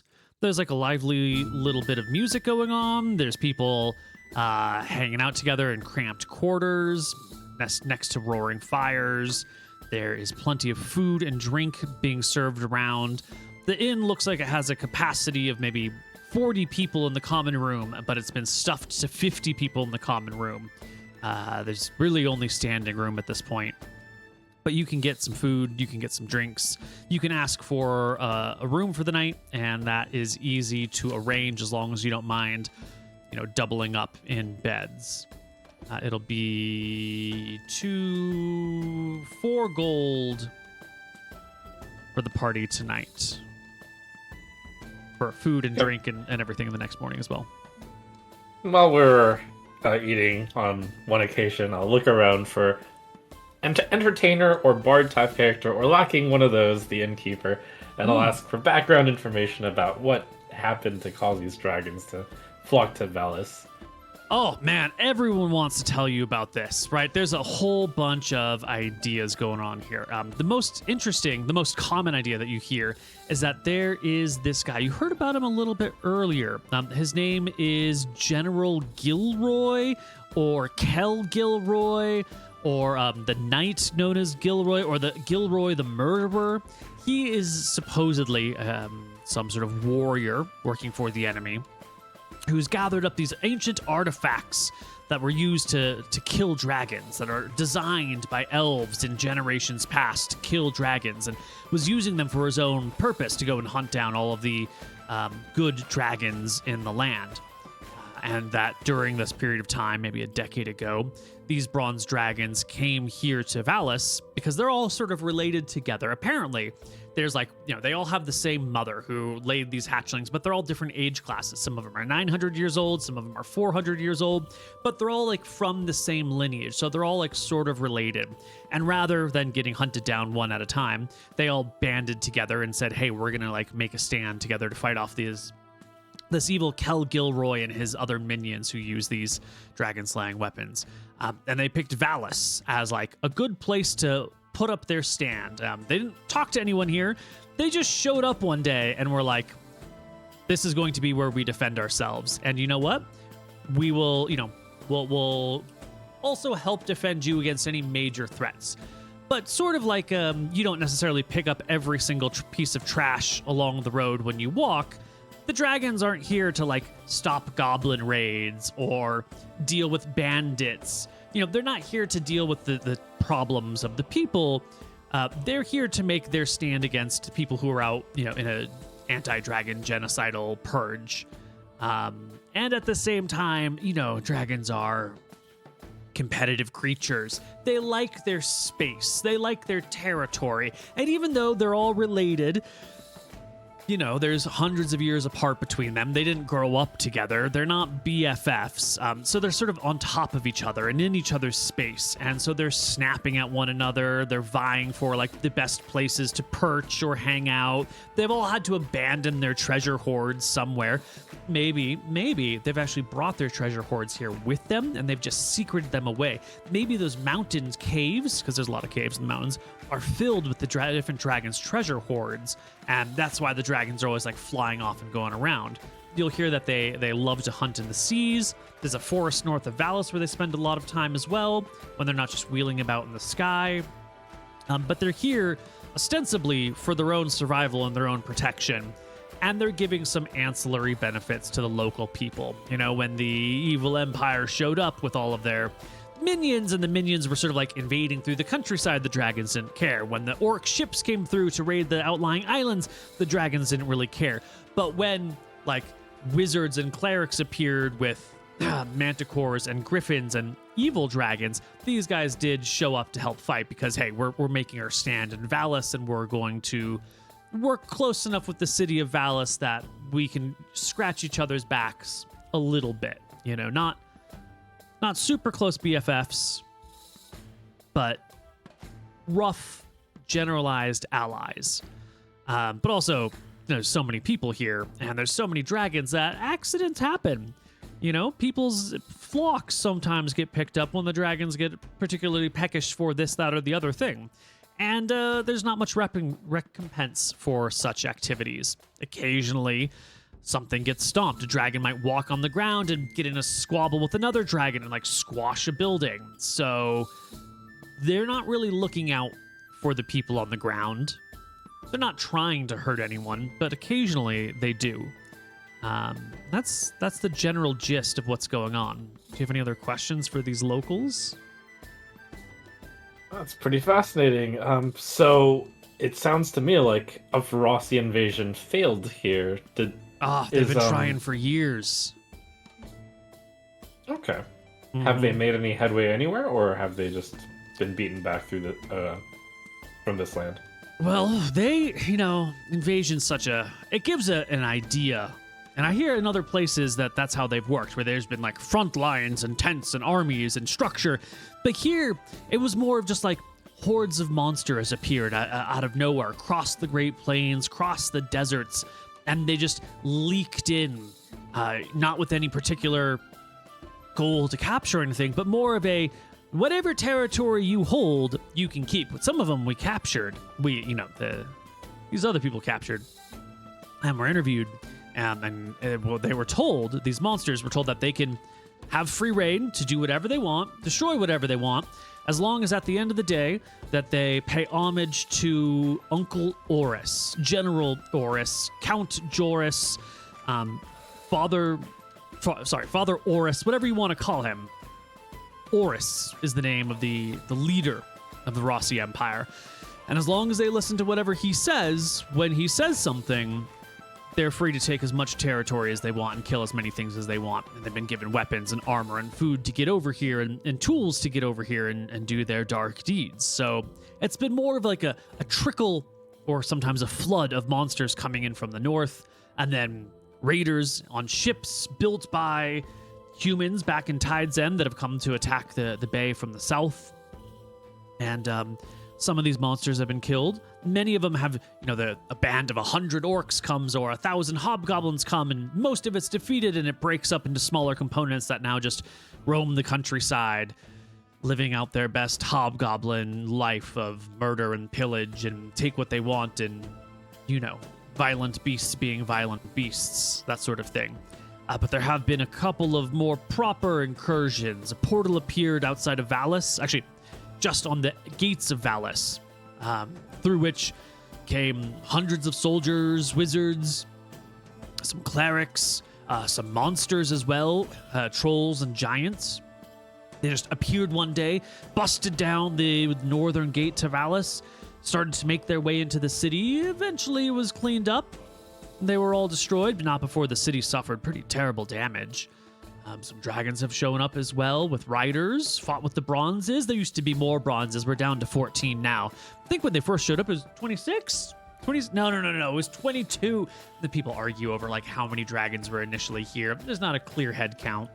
But there's 14 now. That's for certain. And this invasion, it's like a slow invasion is what they've been calling it, has been going on for the better part of a decade. Captain, maybe we should ask about the sage that mMarshall mentioned. Oh, yes, for sure. I'll ask around about this quandary more time. No one in this tavern has heard of them. But these are, the people living outside of the city in the urban sprawl. They wouldn't know any sages. These people, all they know is like farming and slaughtering animals and drinking beer and maybe chopping some wood or whatever. These aren't the intelligentsia of Valis, Okay. I'll thank them for their background and knowledge. Excellent. That was quite a tale, and we can have a good night's rest here. Excellent.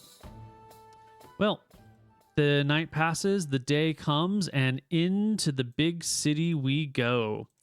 As you walk in through the gates, you are greeted by guards who will look you over. Who's got the boat, by the way? Probably our strongman. That would be Morris. Maurice. The boat is 7 pounds. 7 pounds. Okay. Cool. I'm also carrying your bag. Yes. Excellent. The guards will look you over. They see that you've got weapons and armor. They don't seem to care about your weapons or armor. They ask you where you're from. You can say you're from Drekis or Arcadia, which is, far enough away. They ask you what the two of you that speak Valesian, they'll ask you what your disposition towards Father Oris is. I will say we don't know much. We are not looking for any trouble. And what about you?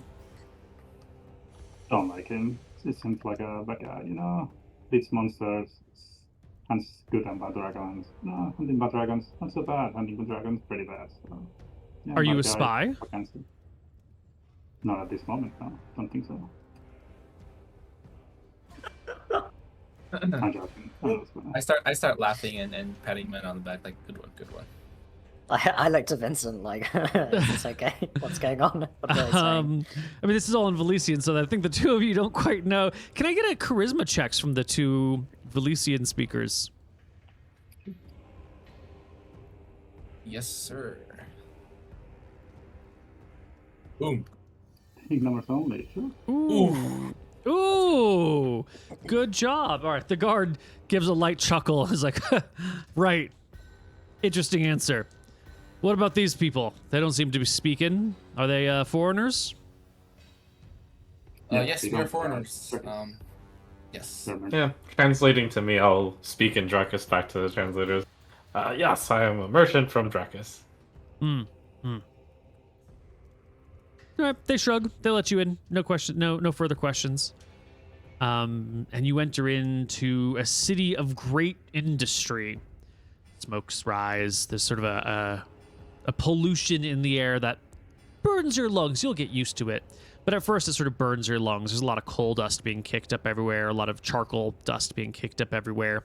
The street that you're coming in on from the southwest is like covered with smiths of all sorts of kinds, pounding out weapons, pounding out armor. This place is just doing arrowheads. That place over there is just doing, daggers. This place over here is making cross guards. This place over here is doing banding for shields. You must be on some sort of like main Smith's Avenue because the sound of the hammering is, everywhere. Occasionally there's like a little fruit shop or a tea shop set up nearby where you can see like the fruit that's been left out slowly is getting covered with little tiny bits of ash, and people will leave little tea towels over anything that needs to be left out for a moment so that it doesn't get too polluted or covered. The town itself has cobblestone streets that run towards a large castle on a hill in the center of town. But yeah, blue skies with a little bit of haze and tan pollution in the air, a couple of clouds. Otherwise, a regular city with just a heavy atmosphere of preparing for war. Okay.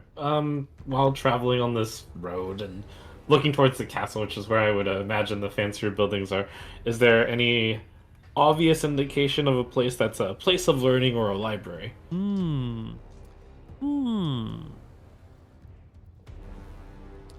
No obvious indications. Could ask around. Someone will be able to point us in the right direction. Of course, yeah. Let's head in that direction and ask around. Yeah, eventually you do find someone who knows about this sage. What's the sage name? Twandry Moorheim.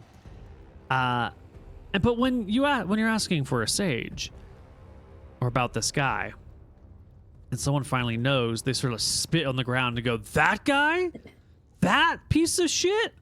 Yeah, he lives over there." And they sort of pointed off towards one of the areas, not in the main downtown castle area, but off of the main road towards the east, almost towards that like little neck that is that divides the rivers. What are you trying to do with what's your business with a man who loves magic like that?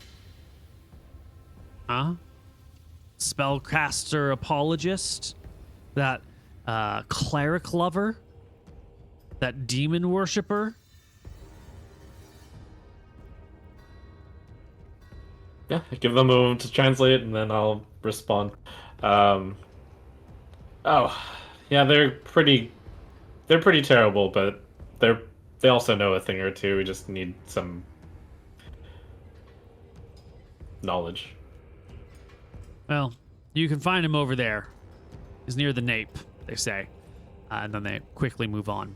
You can ask other people and get directions to the house as you go. You will find a medium-sized stone house that has covered with graffiti on the outside, all sorts of unpleasant writings. Do either of our Valesian speakers, are you literate, either of you?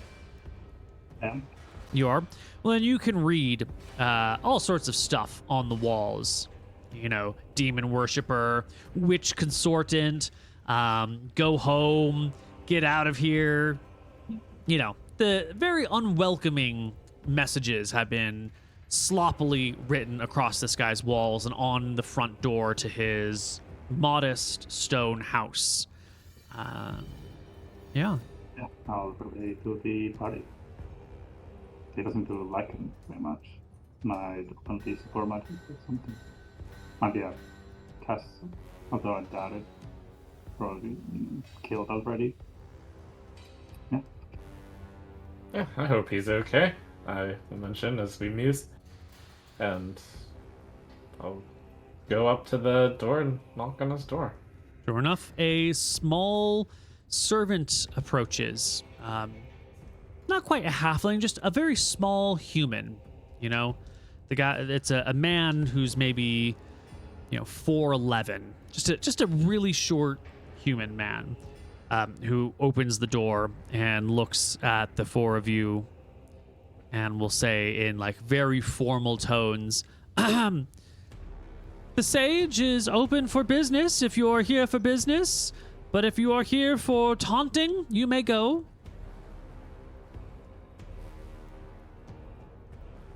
Well, We are here for business, and we have coin. "Please come in." The person will open the door all the way and motion you into a courtyard that has probably once was really nice, but has been less than well attended to. A little bit of like soot and ash is sort of covering all the sitting surfaces. But he'll quickly bring you past this and into the house proper, where the sounds of the city slowly fall away, replaced with just sort of the nice quiet of the indoors.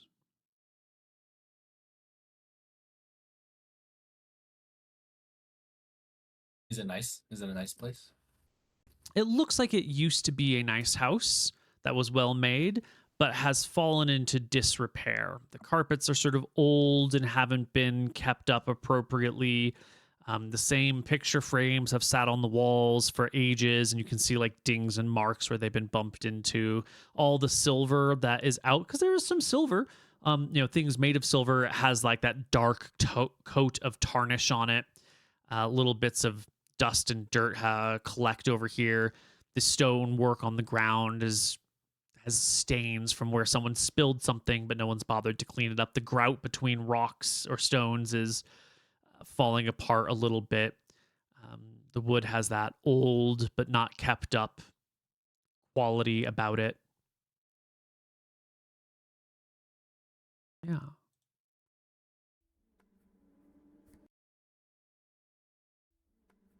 We walk in. Yes. You can walk in and be brought to a waiting room There's a table and some chairs and a pitcher of water and some glasses laid out for you. A glass seems to be relatively common in Valis. It's pretty rare back in Arcadia, but here you've seen glass in multiple forms. And the assistant will say, what is it that brings you to see His Magnificence today? Through translation, I don't know if this assistant might know common when he hears, but I'll mention we're looking for information about that tower of magic. Of course. Lord Morheim knows all sorts about the tower. I will inform him he has clients. Please make yourselves comfortable. Yes, and also about that mountain area near, I glance at our map, Sliden Falls. I'm sure he'd be happy to help you. And a little bit... I nudge Vincent and point to the Tower of Heroes. Sure, if he has any information about the Hall of Heroes, that's Yes, also helpful. Hall of Heroes. Well, soon an old man comes out to meet you. He's got to be in his 70s, maybe his 80s even. He's bald up top with a big white beard, white hair along the sides, blue like overcoat, and a couple of books tucked under one arm. He'll come out to the room where you all are and drop the books heavily on the table before you and give you all a gentle bow. My name is Quandary Morheim. I am a sage of great expertise in this area. Welcome to my home and my workshop. Who are you? Speak Trickasian. He switches over. Yes. Oh, how pleasant it is to practice a tongue I have not used in some years. It's a pleasure, Quandary. I'm Vincent. I've traveled quite a ways to visit this Tower of Magic. Oh, you seek information on the Great Tower of Sorcery. Indeed.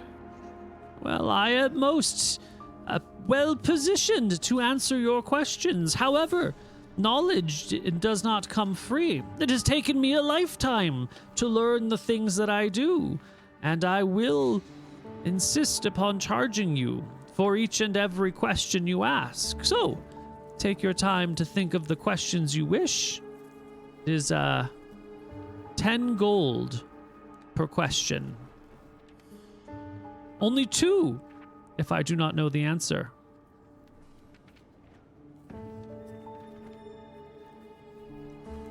I think this over and say, if we ask you a question you don't know the answer, you're going to charge us 2 gold for it?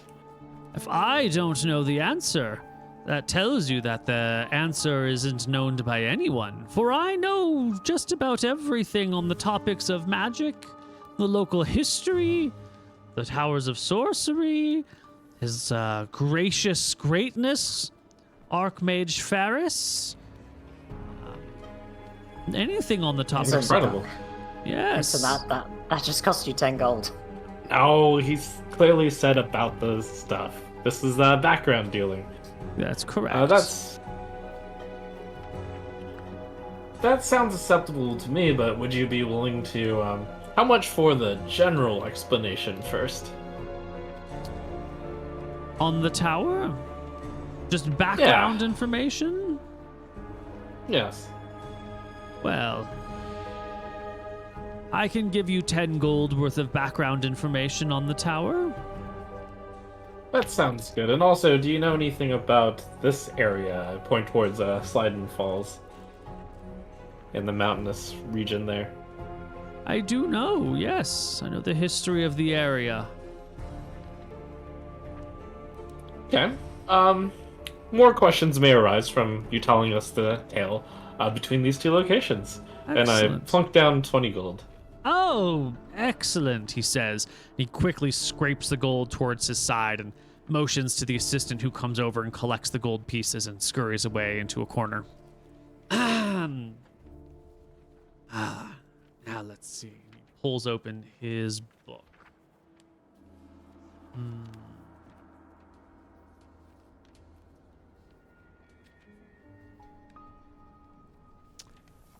right. I let Morris know. If you want to know, was it you, Morris, who pointed at the hull here? It was, right? Mm-hmm. Yeah. Yes. Yeah. I tell you, if you want to know, it's coming out of your pocket. I meekly say, okay, and look away. Once upon a time, this area was known as Farandal, and this was the tower at Farandal. It was originally operated by a half-elf known as Reyna the Transmuter, also known as Titiana the Transmuter, known for her use of the spell Greater Permanency. She was able to alter herself so that she could be taller, more attractive, could speak, could breathe underwater, could float like a feather at will. Had many talents, was this transmuter. She saw over this tower for the entirety of her life and passed it down into the hands of those below her and below them and below them. And for 2,000 years, this tower graced the lands, provided it with endless sources of knowledge, of wealth. People would come from hundreds and thousands of miles around just to visit the tower here. All until the cataclysmic events at the end of the last age, when the Great Bay of Solumn was created. Before that, the bay was, well, it was land, not sea. But the lands were pulled down, swallowed up by the waters. The tower itself is completely intact. And the locals who survived were enraged. They came to the towers with sticks and stones, spears, whatever little tools they could have at hand, and demanded the heads of all who dwelt there, all holders of silver and gold, tower masters and apprentices and novices alike. They demanded their deaths. Of course, the denizens of the tower could easily have dispatched the crowds. But so great were their numbers, and so long did they come, days, weeks, months after the events of that night. Ever larger did the crowd grow. Soon disease broke out within the crowd surrounding the tower. Camp sicknesses flowed, and the people within knew that they had the option of watching, causing the deaths of thousands, perhaps tens of thousands if this were to go on for an age. Or they could abandon their tower, give it up. That's what they chose. They took anything they could carry, anything of value that would have been important to them, and they fled. I don't know where they went. I suspect they went to one of the other surviving towers from that night and abandoned the one here. When they did so, the local people came, picked it over, tore up anything that was of use. The ground around it was swampy, was marshy.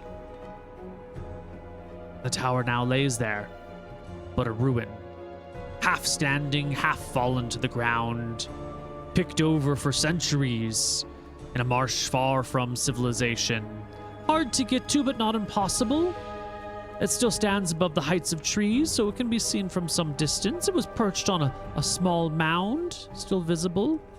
A site of some interest and curiosity for historians like myself.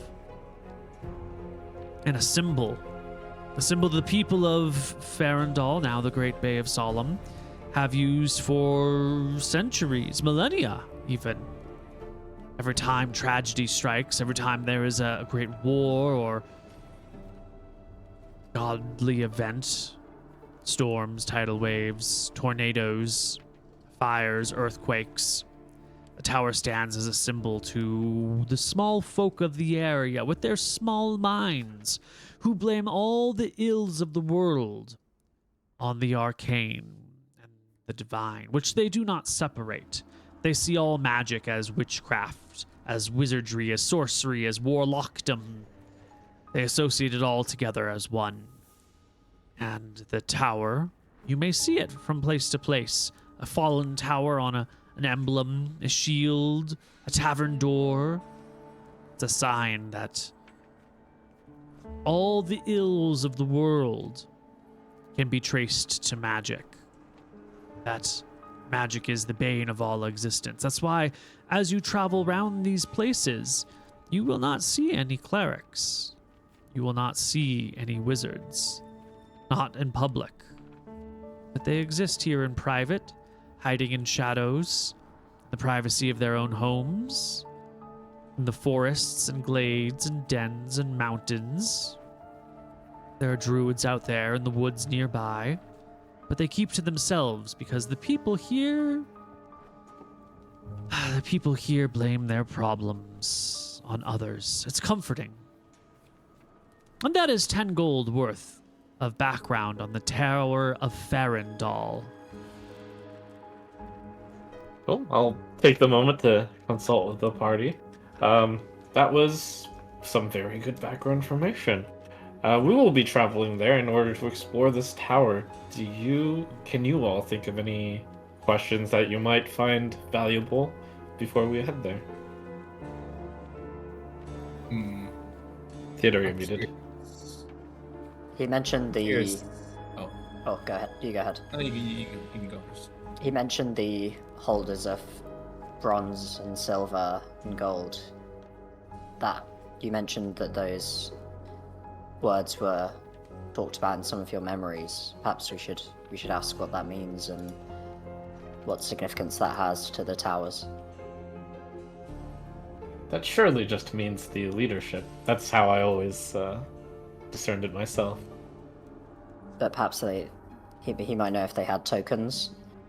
Perhaps the holders of bronze had something that was bronze, and so on for silver and gold, and that allowed them access to the towers, or it let them revealed secret things. I shrug. I like that. Yeah, I think that's a worthwhile question. Tell us about holding bronze and silver and gold, and if that might be useful for further access in the town. A well-studied man. Very intelligent. You pick up on good details here. Yes, there are 3 rings. Holders of gold, holders of silver, and holders of bronze are considered those who bear the rings. They each allow access to a whole range of magic. Doors barred to all those but hold the gold or hold the silver, as they say.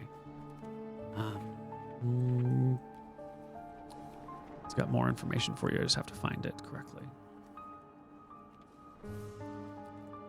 While he's thinking, I say to Vincent, remember in Wexland there was that door that the orcs were trying to get through. It had a bronze, a silver, and a gold design on it. Maybe that was one of the doors to something. If we found one of those rings, we could open that door. Yes. The gold rings are for the Grand Masters, those disciples of Ferris himself. They grant access to world-shaping levels of magic. Holders of silver rings, are Tower Masters. They are the keys to magic that is stabilizing or managing or delegating in nature, the sort of magic that one uses to rule or to empower or to oversee. Holders of copper have access with their rings to utilities and research, any magic item that would be used for the pursuit of knowledge or the daily acts. Holders of lead were members of any given tower. The rings were not magical, but symbolized that they could come and go as they pleased. Whereas the regular Wizards of the Robes were just order members, allowed in towers with the as long as they are accompanied by any holder of lead, copper, silver, or gold.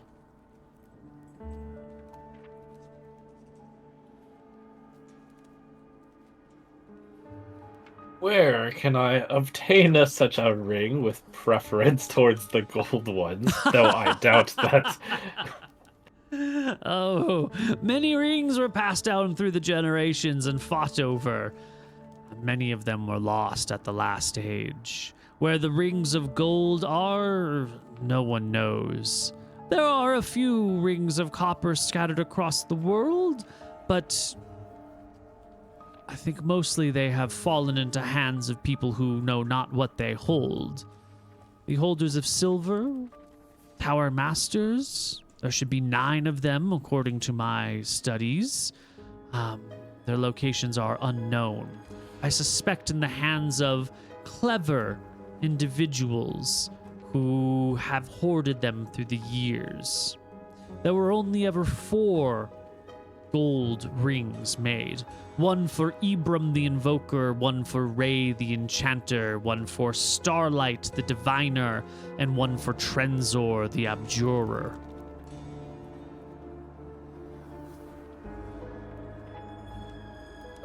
What was Ibram's and Ray's title again? Ibram the Invoker, a human. He was here. No, he was not here. No. I lied. Ignore that. Yeah. Ray the Enchanter, was it? Invoker. No, Ray the Enchanter. Ray the Enchanter. Oh. Yes. Ibram the Invoker. Ray was also a human. I quickly slipped. This isn't a follow-up question. Ray is shorthand for Reyna, right? No. Ray as in a bolt. Or like a ray of sunshine.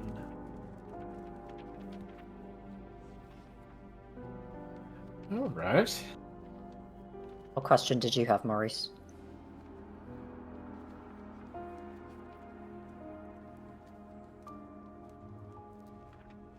Muted.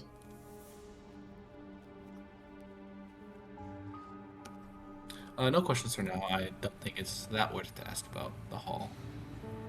Unless we have money, then might as well, you know. I mean, you can, if you think it's worth it. There's a lot of valuables here, and you do have 400 gold, so you can take it. I'm willing to give you an advance on it if you're so curious. I'll ask about the Hall of Heroes. Why not? Just, I forgot to record. You've only asked 2 questions, right? Tell us about the tower and tell us about what these holders of silver mean, right? Where the rings are, but he said he didn't know. Oh, right. Where the rings are. That's only a 2 gold answer. Right. Actually, he did give you a bunch of information about who held the rings and where they might be. He's going to charge you 10 gold for that. That's fair. Question 4 is about the Hall of Heroes. What would you like to ask in particular? How do you phrase your question? What? When you say question 4, okay. Yeah, please Exactly go ahead. I'm sorry, one more time? What exactly is the Hall of Heroes and what can we find there? The Hall of Heroes is an ancient grave site built into the side of the mountain where great heroes of ages past have been interred, their bodies left there with likenesses of them carved into stone, guarded by golems who look like statues until the moment you do something wrong, and then they come to life. There are plenty of statues within the Hall of Heroes. You won't know which ones are golems until it is too late. They say some of these people have been buried with gold, gems, artifacts. They also say that the Hall of Heroes has stood for so long that none of those such things exist any longer, that clever sorcerers or wizards or clerics or thieves most likely have found their way past the golems to take what lies within. I myself have visited the Hall of Heroes on a few occasions. I have seen row after row of mighty names, now forgotten, but once so important as to be interred there, laid out before us. It is a solemn place, a place of honor and sadness. And yet, I cannot help but feel it is a place of some... I felt like eyes were watching me. Maybe those were the golems. Maybe not. Maybe it was something else there. I've seen many a tomb made with silver on the outside, some made with lead on the outside. I wonder if some of those tombs contain restless spirits locked away to be guarded by golems and by others from us.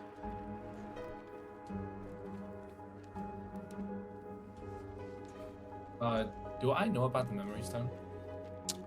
Great question. I've not told you about it, but Marshall might have. Marshall probably didn't tell him. No, Marshall's leaving everything up to you to decide how to run your expedition, because you're in charge. Okay, I did not say anything about the memory stone. That's my question then. That was a very good one. Captain, perhaps we should ask him about the end of what he knows of the end of the Farron Empire. The circumstances in which it ended, and perhaps his disappearance. Let's see. I muse about this and think about what I know of the end of the Farron Empire. It coincided with this cataclysm, right? No, it didn't. The Farron Empire, as you know, it sort of broke up at some point. The reason's not exactly clear. You've been seeing some of those actions through your memories. And then it just sort of subdivided into different sections. Okay, I think this would be a very interesting lore question. Sure. So why did the Farron Empire break up?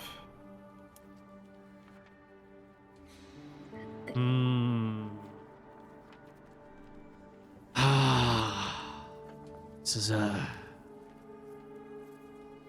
There are some things that have clear cause and effect. A ring is stolen, so a kingdom goes to war. The Farron Empire has two effects, two causes. The first is the disappearance of the Archmage Ferris from the land. The records I have gathered say he was going on a journey. He left the keys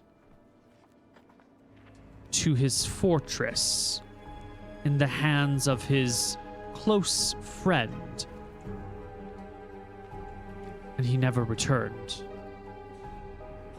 Years after his disappearance, when people began to believe he would not come back, those that held each tower or each region soon found themselves... This is the second reason. Separated. No longer able to align with their neighbors in quite the same way. Without Lord Ferris to unify the different minds, the different races, the different peoples, this vast empire spread throughout the land, natural fractures began to arise. In some places, some of his disciples even, particularly a half-elf named Ishtar, started open war against the others. And the empire slowly broke apart. Different sections claiming their own kingdoms, their own territories, their own empires, giving us the many language groups that we have today. why did it fall apart? Well, it fell apart because Ferris died. Ferris got lost. Ferris decided to never come back.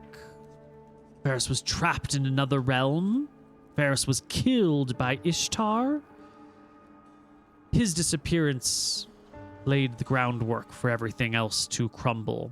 And then the ordinary, common problems of mankind arose.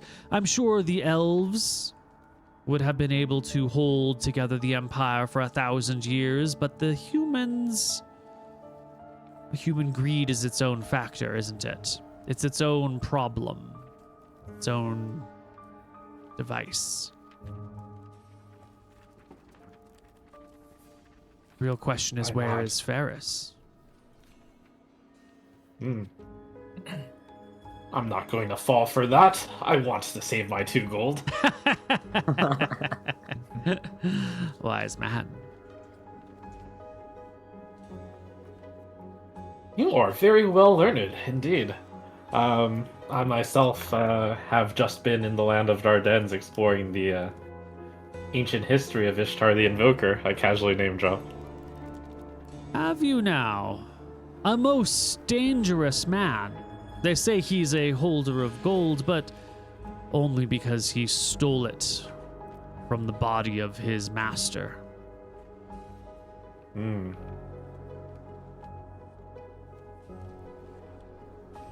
Let's see.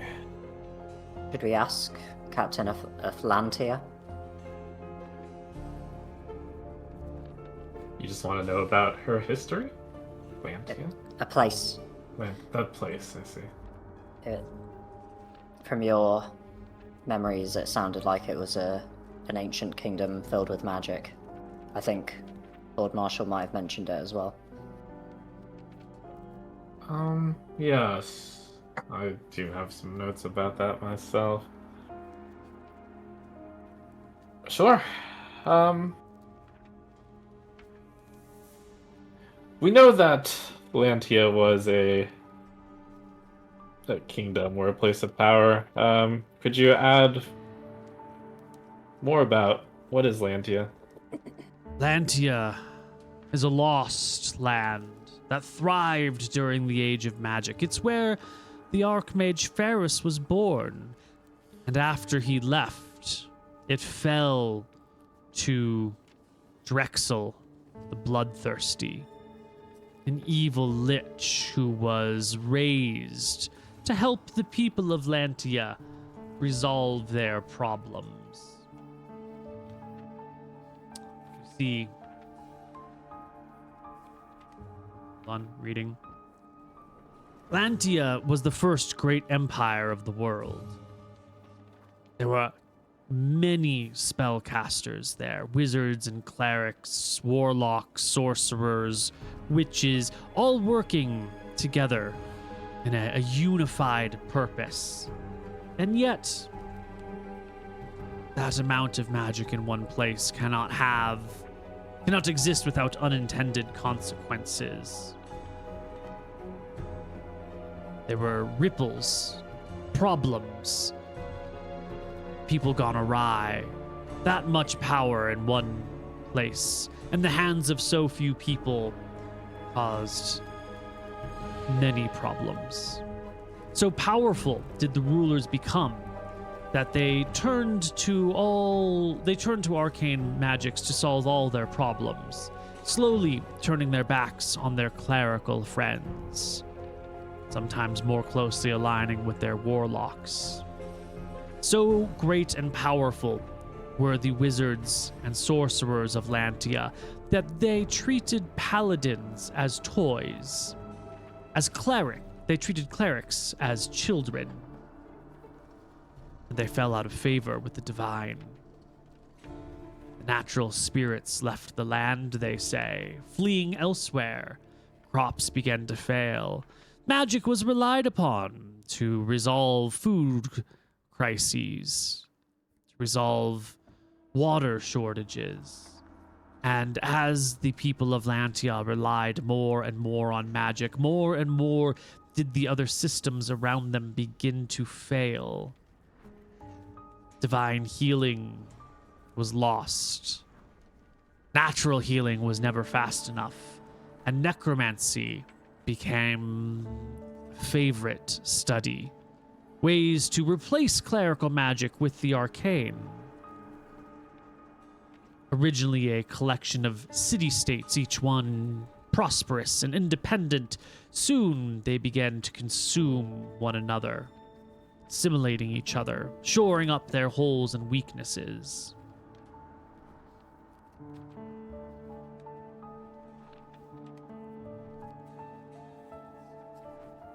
Indeed, we must learn of this and make sure that the mistakes of Lantia are not repeated. I casually drop a phrase I've heard before and see if he reacts to that. That the should not be repeated. Yes, it's a phrase that I believe Celestria often said. Homily. Yeah. Homily. Okay. Yeah.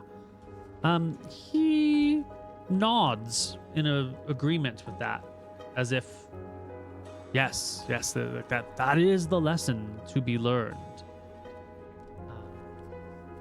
When the people of Lantia hoped for more, but then as they gained more, they wanted more.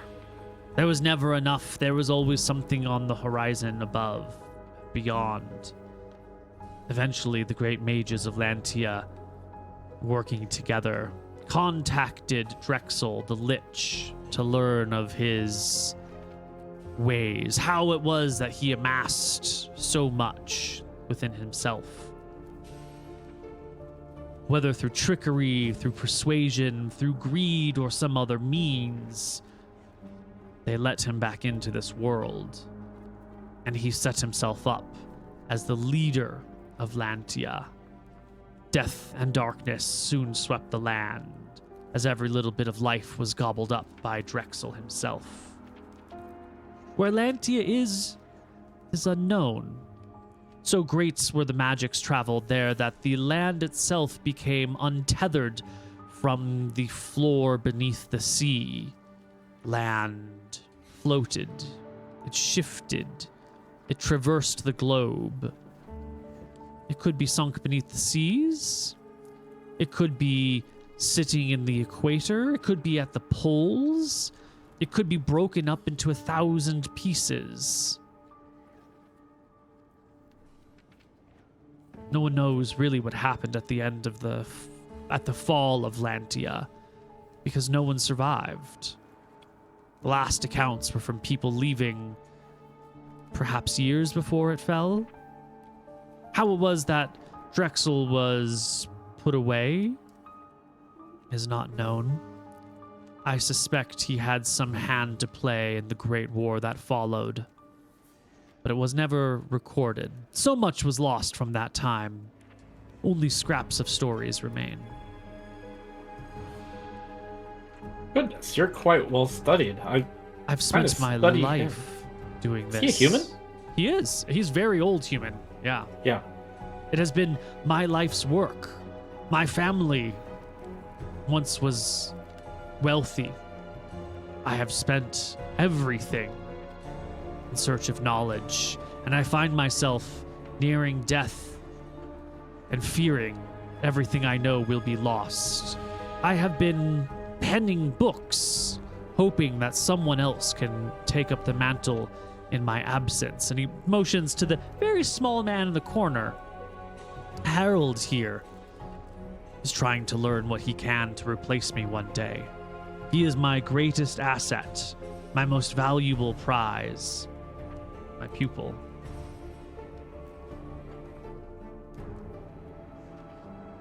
Well, if you were interested, I recently went to the Dardennes to follow in the footsteps of Ishtar, if you were curious about anything I had found.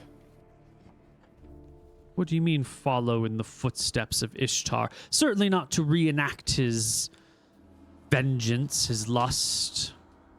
No, certainly just to study what horrible things he had done. Hmm.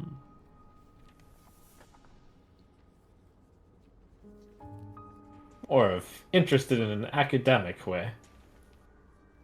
I am deeply interested in all things relating to this period of time and to how we came to be who we are today. He motions to Harold. He gives him like a weird sign, and Harold comes back with some like scrolls of papyrus, like the cheapest possible paper. Papyrus, it disintegrates rather quickly, lasting a few decades maybe, if it's stored right. He brings over some scrolls of papyrus and some ink and sets it out before the sage here. Twandry We both know he's a mage. It's okay.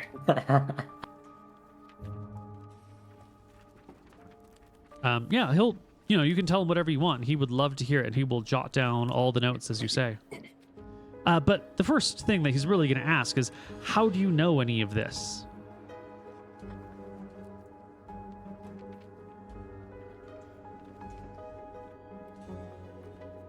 I'm going to trust him on this one. And I reveal the necklace with the stone on it, and I say, I am in possession of a memory stone, which I'm sure you know that these people of ages old created, and I have been following the footsteps of those who have owned it.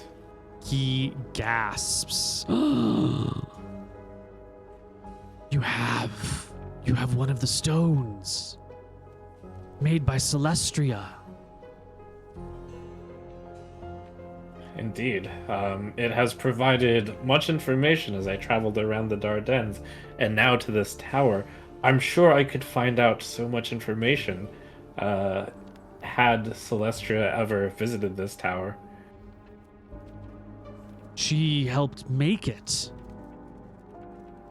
Then I'm sure that many of her memories still reside with this tower. His mouth is agape. A slight amount of like, you know how old, this might sound a little bad, but you know how old people get like a little bit of foam or saliva sometimes at the edges of their mouth. This man definitely has those like little white spots of like froth developing at the edges of his mouth as he stares at the stone you hold.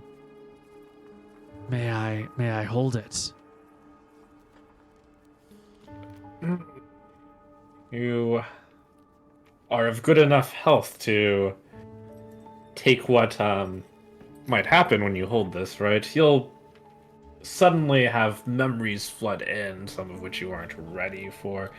There's one rather sickening memory, which always comes to mind to those who try to hold this. I am fine. Do not let my wrinkled brow give you false impressions. I am the very spirit of health.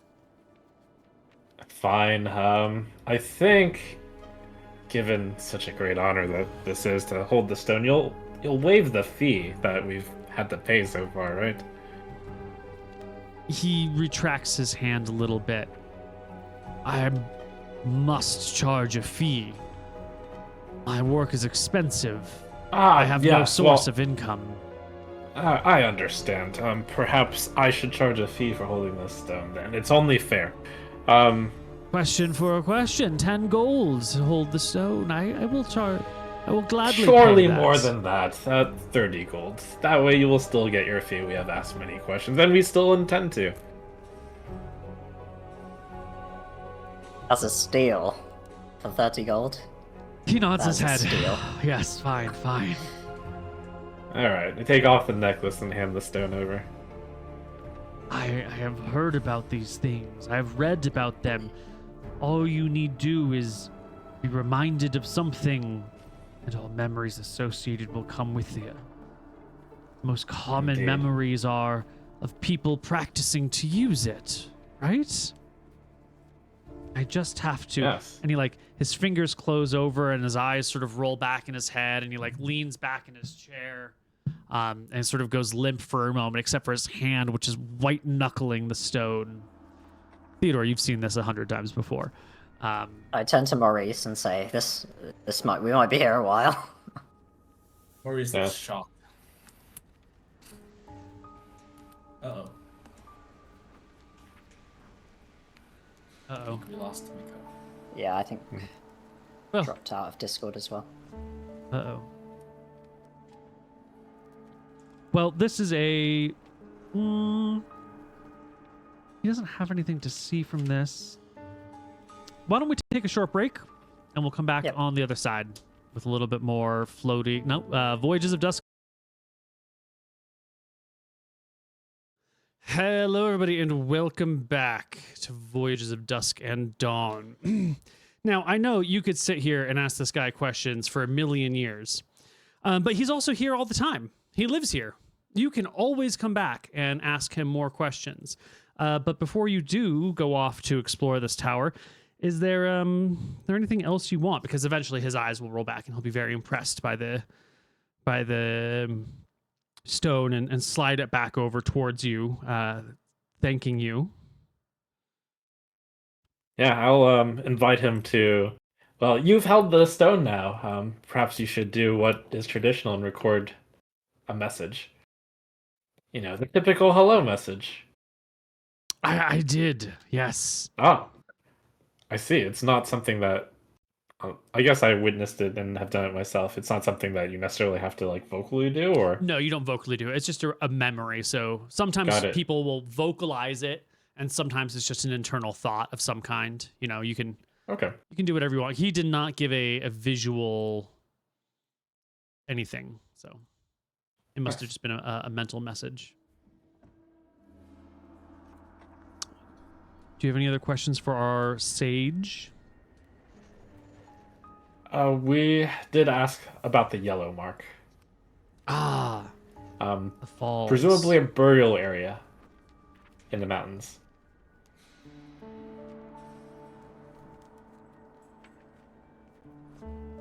Hmm.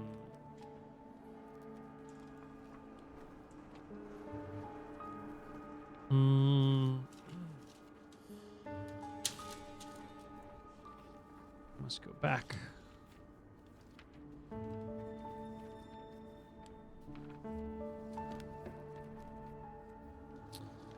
I must go way back.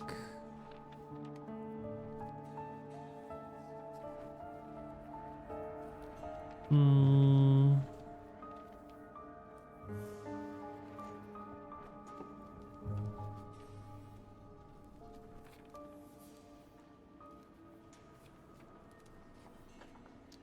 Da da da da da.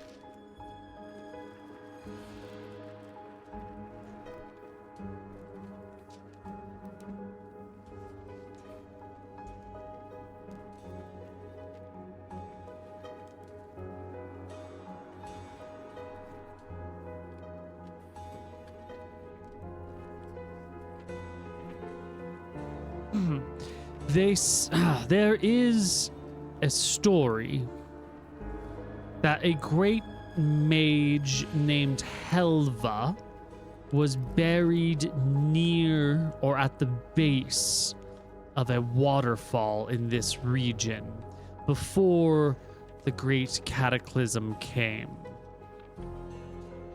This waterfall here is the only one from that time that existed before that time that still exists today. It has been a source of curiosity and interest of some people, and yet nothing has ever been found there. It fuels a nearby lake that does not go into any river, just sits at the base of the mountains. The valley there ought to be rich and prosperous, but its soil is rocky. It's weedy. It's unfit for agriculture, despite its shelter, despite its otherwise apparent qualities. It's home to a long road that stretches out towards the sand dunes and deserts in the far north. This road is well, I say road, it's more of a trail. Rarely traversed. Maintained mostly by animals who wander along it, and the occasional route. If you wish to go to the desert, passing by the waterfall is a spectacle, a sight. It's visible from the trail. But the waterfall itself is merely a natural spectacle. A curiosity of people like me who seek knowledge of the past, but a red herring, if all is to be believed.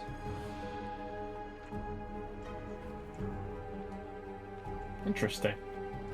I imagine you have been to this tower many times and scoured it. I say without asking a question, but to get a tell. He nods his head.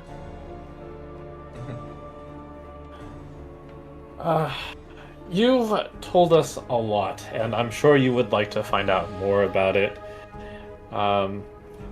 Could you point us to somewhere that a memory stone might reveal information, and I'll tell you about what we find from it.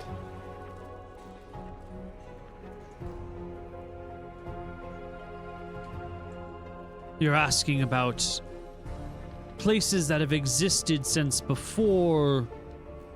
Well, no. What is the most recent... A memory stone like this has been around for thousands of years. It could hold memories from thousands of people. It could hold a memory of Valis if its last owner was here. Have you had any memories of Valis? I've not. I've had, Celestria would be the most likely. Do you know who else held that stone? Yeah, I'll drop a few names and see if those ring any bells with him.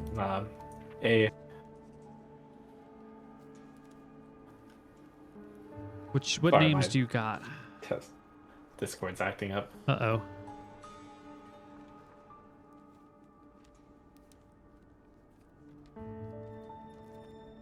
Test, hello. Yes. Hello. Okay.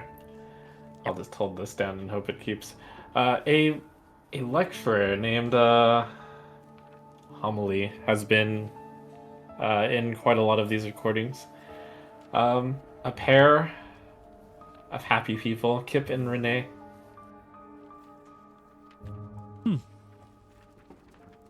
Is that it? Just 4? Celestria, Homily, Kip, and Renee?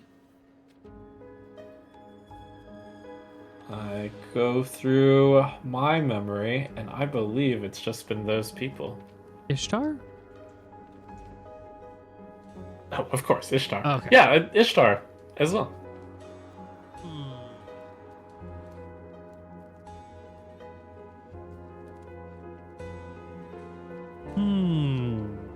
Stone owned by Celestia and Ishtar is most fascinating. I do not know the names Kip or Renee in context of ancient peoples. They did not make any history books. Homily is the killer of Ishtar. An interesting storyline indeed.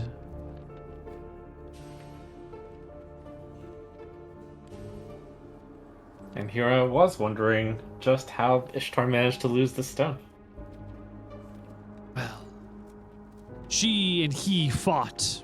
He died. I do not think she killed him with her bare hands, but in their conflict. Just as one nation defeats another, Homily defeated Ishtar. So they say.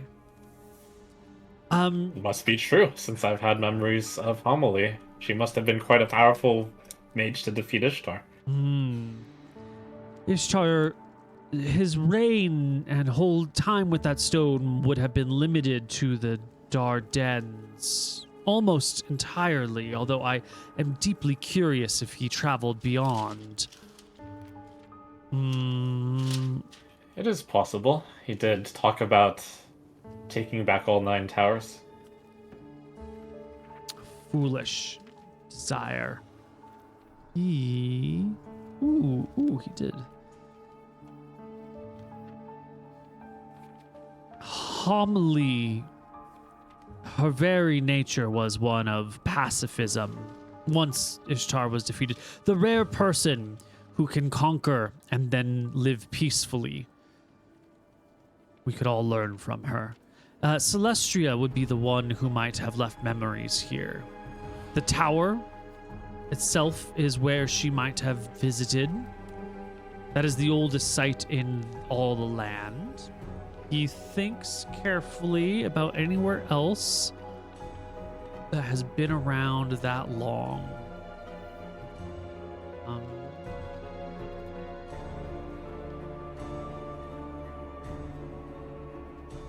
Need to go look at some maps right now.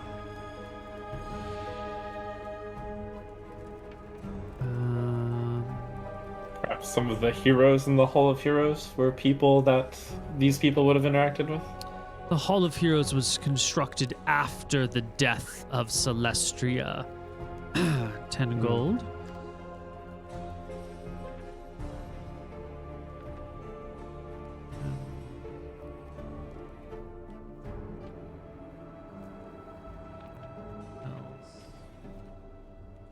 There.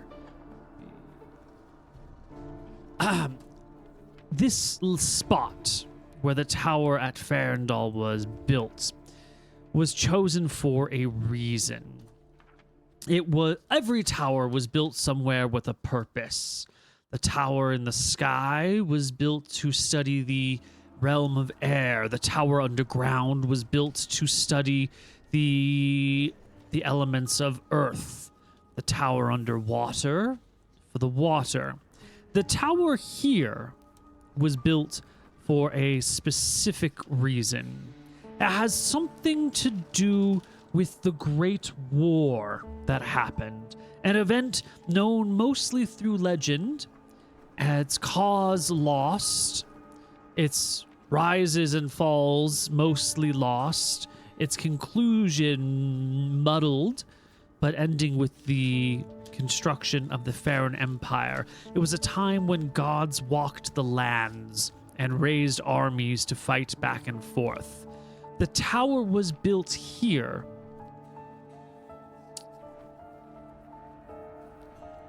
as this was the site of a major conflict during the war. The conflict so altered the fabric of the land, they say, because so much divine blood was spilt that it changed the very nature of the lands here. Perhaps that's why the tower remained intact after the cataclysmic night. Perhaps that's why an ever-present marsh is all surrounding it. That may be the very site of the god's blood spill. So the tower here, the battle here. If Celestria was a participant, any site of the battle might be worthy of visiting. If the bog around the tower truly is a bog made of the blood of the gods, you may wish to also visit Weathers Bog? He says with a question mark as he double checks its name. Weathers Bog. I do not know if that too existed before the fall, before the cataclysm, but if it did, it could also be a site of spilt blood. Perhaps one of the deserts? I'm not sure.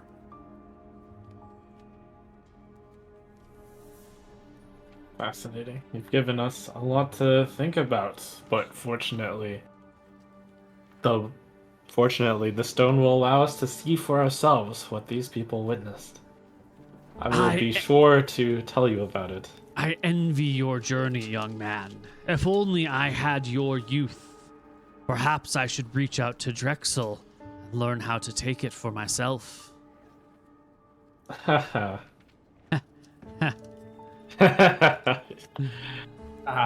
Maurice laughs. Right. Well, that is 9 questions, 90 gold. You've already paid 20. So 70 more, and I owe you 30, so 40 more gold, my fair friends. And when you come up with more questions, I will be waiting here for you. A good deal, I say, giving him the 40 gold.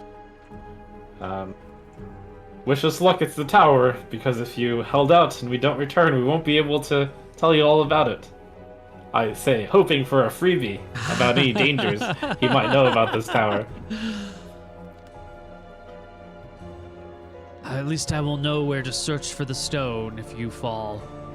Ah, Good luck.